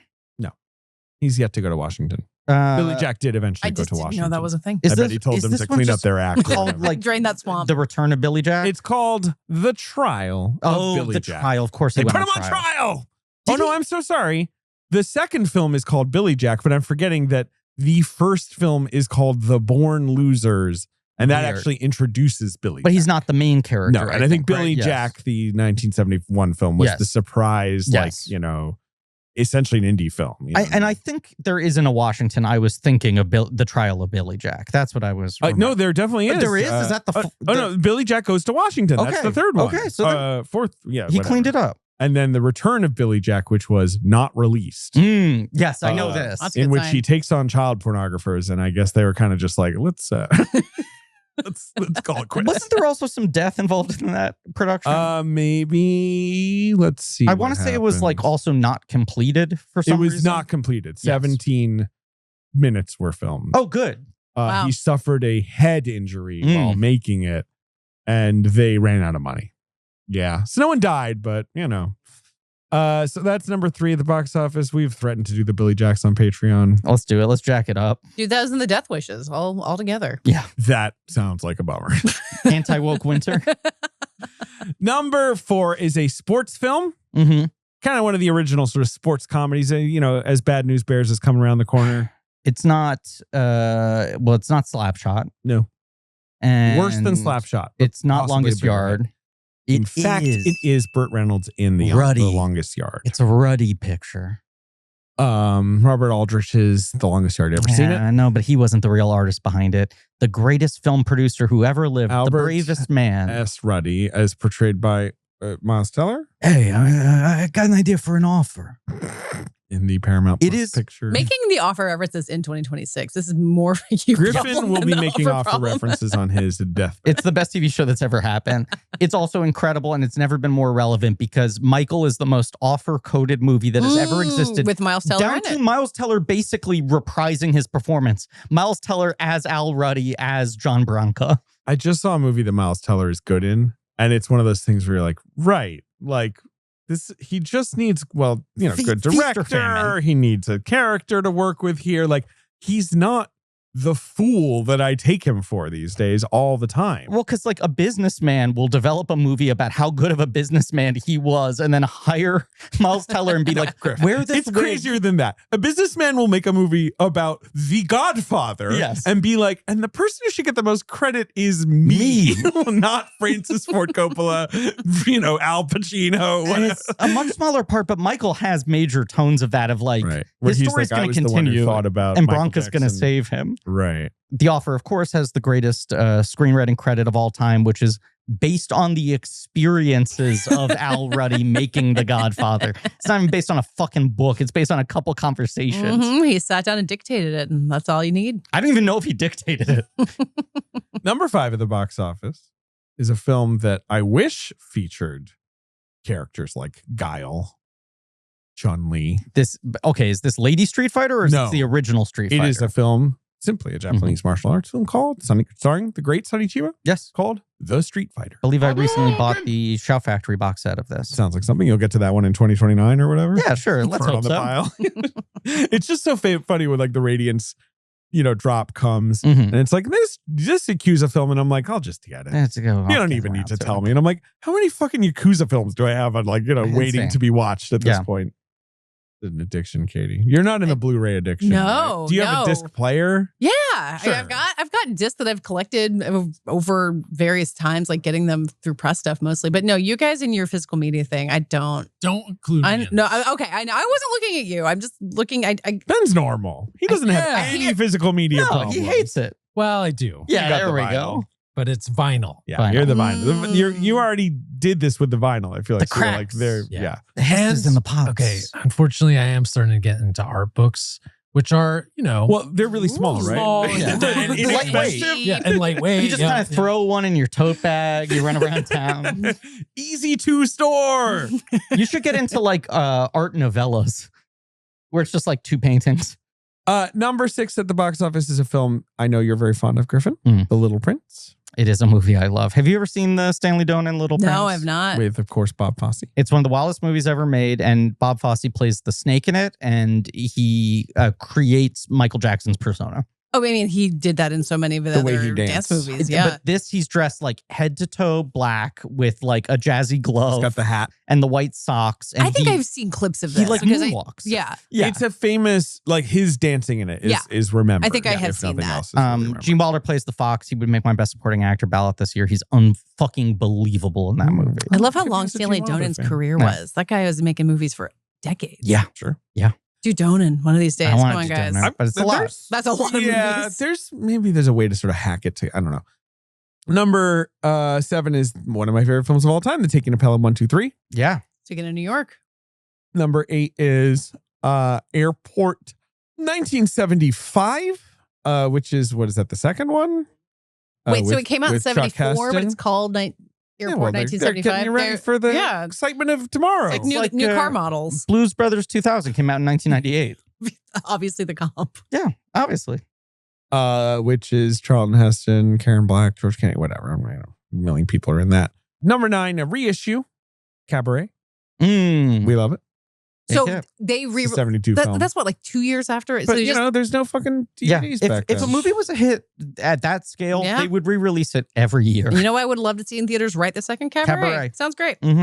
Number 10 is a movie called Law and Disorder. I have to look it up. I don't know this. There's so many film. like Funny vigilantes. Carol O'Connor, Ernest Borgnine. I'm Okay. laughing. Oh. And you're telling me there's law and a disorder in this one? And you're telling me their shirts are tucked in properly, right? Nothing rumpled, sleeves all the way down, nary a belly in I'm sight. feeling a little anxious about this one. Let me run the plot here by you. In the crime-infested New York City of the 70s, two residents and friends, played by Carol O'Connor and Ernest Borgnine, so, you know, grumpy barrel-shaped white guys, decide to join the auxiliary wing of the New York City Police Department to help take back their neighborhood from criminals. Do you think they do that in a responsible way? Vincent Canby called it a gentle, Oh, okay. touching, sometimes disruptively funny movie. Wow. This is all important practice for Taxi Driver. It is. You guys need to watch all of Maybe- these before doing that. Maybe episode. this is more of just a straightforward comedy. Maybe. Yeah, I don't know. Albert Finney is an uncredited producer on it. What the fuck is this movie? Sure, I'll produce it for you. I didn't know uncredited producers was a thing. Because when Finney produced, Yeah. he would talk like his character in Aaron Brockovich. It's one of Aaron. It's one of Angelo Badalamenti's first credits, but he did it under the name Andy Badale, Yeah, there Wow. you go. He was trying to pass. or maybe Andy Badale. And then they tried to give him some espresso, and he went, shit. And they were like, oh, fuck, this guy's God Italian. damn it, he's Italian. It's just crazy that one of the Simpsons writers went in the fucking submersible before it blew up. Yes, it is. That's all. Would you ever go in a submersible? No. Nor I. I've got an answer for you on that one, and it is no. God. All right. Ben is sending us ad copy, and I got to go pick up my daughter, so I think we And should bring Ben and I have to go see Toy Story 5 again. Oh. Ben smiling. I signed up for it. Okay. I liked it a lot. I liked it too. What Ben said to me was, I really want to see that again before we Wow. record. No, I- It's rare for me. It was I will be enthusiastic. seeing it again with my daughter on Sunday. I will be Well, seeing it with my humble brag. children probably on Sunday as well. Yeah. Let's play. They are. I don't think I've told you this, Griffin, that like they didn't think they were into it because like they don't have a lot of Toy Story knowledge. It's not like one of our movies. And then we saw the trailer before Hoppers or something like that, and they're both like, "Oh yeah, We will- absolutely." we'll That talk about trailer it on the app. nailed it for them. I truly wonder what my daughter's going to make of it. But she's more a fan of the other films. Anecdotally, she loves the other films and she loves Jesse. I think that'll be great it's a for Jesse her. movie, right? It is, but I truly wonder if the message will resonate with her at all because it's a little over her head at this age, I would say. But anecdotally, I've witnessed a couple examples of kids who do not previously like Toy Story being interested in this one or loving this one. It certainly looks like it's going to make a lot of money. The pump feels very primed. I was so surprised that because Charlie, again, he's 10, we saw Disclosure Day, he's ready for the Odyssey, but Toy Story, it's, it works. My 10-year-old little cousin, who always loves to say that he hates the Toy Story movies, a thing that's really challenging me, testing me. The foulest mouth I've ever seen. He's rebelling against you. I'm so sorry. He did say to me, when does Toy Story 5 come out? I can't wait to see that. We got to take George and Charlie to the movies together someday. That's the dream. That's interesting. They might get along. Okay. All right. Okay. We're going to make it happen. Someday we're going to make it happen. Ready. Katey, thank you so much for being here. Thank you, guys. Katey, you're always welcome on Blank Check with Griffin and David. We'll find my way back in whenever you'll have me. Auntie of Blankies, was that the nickname we gave you last time? I think so, yeah, because Emily is the mother, and I think I get to be the auntie. So I will gladly take that role. Prestige Junkie? Yeah, Prestige Junkie at the Ankler. Me and Chris Rosen talking about award stuff, and I have guests on, including you guys, whenever the time comes. And I did an Avatar episode that people were really normal about. That was one of those social clips that I was like, why am I still getting notifications about this? 5 months later. It was so crazy. It was insane. Please get your next hottest take ready and come on back on. I will. Well, Big Jim's got to announce another Avatar movie, but I'll think of something else. Oh, and I have to say Fighting in the War Room because David never mentions it. And no. Someone's got to do it. We try to Ben make Hosley, him do a guest not that long ago. We never have guests. That was so fun. It's like you and John Ratzenberger are the only two guests who've ever come on. John Ratzenberger. That was 15 years ago. Really? I have guested on Fighting in the War Room many times. So they're not I don't know about many. It's usually too lazy for it. But Ben came on and talked about Slow Christmas. It was a great time. Yeah, you came on one time and talked about The Tick, I think. I'm also on the iconic episode, I think Griffin is too, where David is getting married and we're all together. Oh, yes. On the porch. That was a porch. That was a porch record. A porch record. You're right. Overlook's wedding. I have a picture of you guys recording that. I'm gonna find it. That's a good picture. Yeah, we did a lot of wedding episodes because we were all getting married. Because they just had their 10th anniversary, right? No, it'll be next year because Charlie was a baby. I had just left New York and I drove back up for that wedding. Yeah, so it's in. That sounds right. You're right. It was 27. My wife, it's 17. 17. Their anniversary is my wife's birthday, and she was turning 29. I'm finding this picture of you two sitting on the porch and yakking. Yeah, that's what we did back then. That's what we did back then, and it's very different from what we're doing right now. Yakking in a room indoors with a porch. Oh my God, you guys are so cute. I'm sitting this picture down. I don't want to see this. I'm going to have a fucking existential crisis looking at this picture. Try having a 10-year-old where you're like, you were just a baby, weren't you? Now all the listeners can share in it. Anyone who's listened to the Titanic episode recently. A decade of dreams, a decade of dreams of Charlie. You'll be back? Oh, yeah. Yeah. I'm on back in. You can't get rid of me. You're the best. Charlie will be back. Oh my God, I would love, especially because you're not doing video. He does not want to be on video anything, but coming and talking to a microphone, I think he could do it. Yeah. Next time, he's got to come back to his birthplace. Do a family trip. Yeah, he's got to do it. We're coming. New York City's own. He's a native. Thank you all for listening. Please remember to rate, review, and subscribe. Tune in next week for Taxi Driver with Tracy Letts. We apologize in advance. The episode's a little short. We were facing a couple hard outs. It's the longest episode we've ever done. Unfortunately, by 4 hours? Yes. Luckily, I murder everyone in the room when it's done. So, yeah, it's admissible in court. This episode. Just kidding. It's in my memory as long as it was a very good episode. Yes, right? I think so. Yeah, we were pretty locked in with old Tracy. Yeah, that's part of why it's stressful. It's we're really trying to be present and effective with Mr. Tracy Letts. Yeah. But he also is I'm going for it. Yeah, he's how long? How long is the record? And I was like, nobody tell him. Well, I feel like when you have your friends come in and try to break the record, you can be like, no, shut up, you're not doing it. But when it's Tracy Letts, even though he is your friend, he's Tracy Letts, you kind of have to let the man cook. He threw the Pulitzer down on the table and he started cooking. Over on the Patreon, recently we just put out Resident Evil Apocalypse. It's the end of the Resident Evil franchise. Oh, no, wait, no, there are 4 more. God, this photo. Jesus Christ. Look at these babies Look talking on the porch. I look better now. You can sign up for that as well as other bonus content over at patreon.com/blankcheck. Do I look better now? I'm going to say yes. I think you actually might, yes. I think I might. I'm looking at a picture of me taking that figure out how to dress better. I looked pretty good. I need to tell myself this. Yeah. And as always, kiss my grits. What was I going to say about Marsha Lucas, stained glass? I don't know. Who knows? Something funny. Yeah. It would have been really good. Imagine the funniest thing. Blank Check with Griffin and David is hosted by Griffin Newman and David Sims. Our executive producer is me, Ben Hosley. Our creative producer is Marie Barty Salinas. And our associate producer is AJ McKeon. This show is mixed and edited by AJ McKeon and Alan Smithy. Research by JJ Birch. Our theme song is by Lane Montgomery and the Great American Novel, with additional music by Alex Mitchell. Artwork by Joe Bowen, Ollie Moss, and Pat Reynolds. Our production assistant is Minnick. Special thanks to David Cho, Jordan Fish, and Nate Patterson for their production help. Head over to blankcheckpod.com for links to all of the real nerdy shit. Join our Patreon, Blank Check Special Features, for exclusive franchise commentaries and bonus episodes. Follow us on social at BlankCheckPod. Subscribe to our weekly newsletter, Checkbook, on Substack. This podcast is created and produced by Blank Check Productions.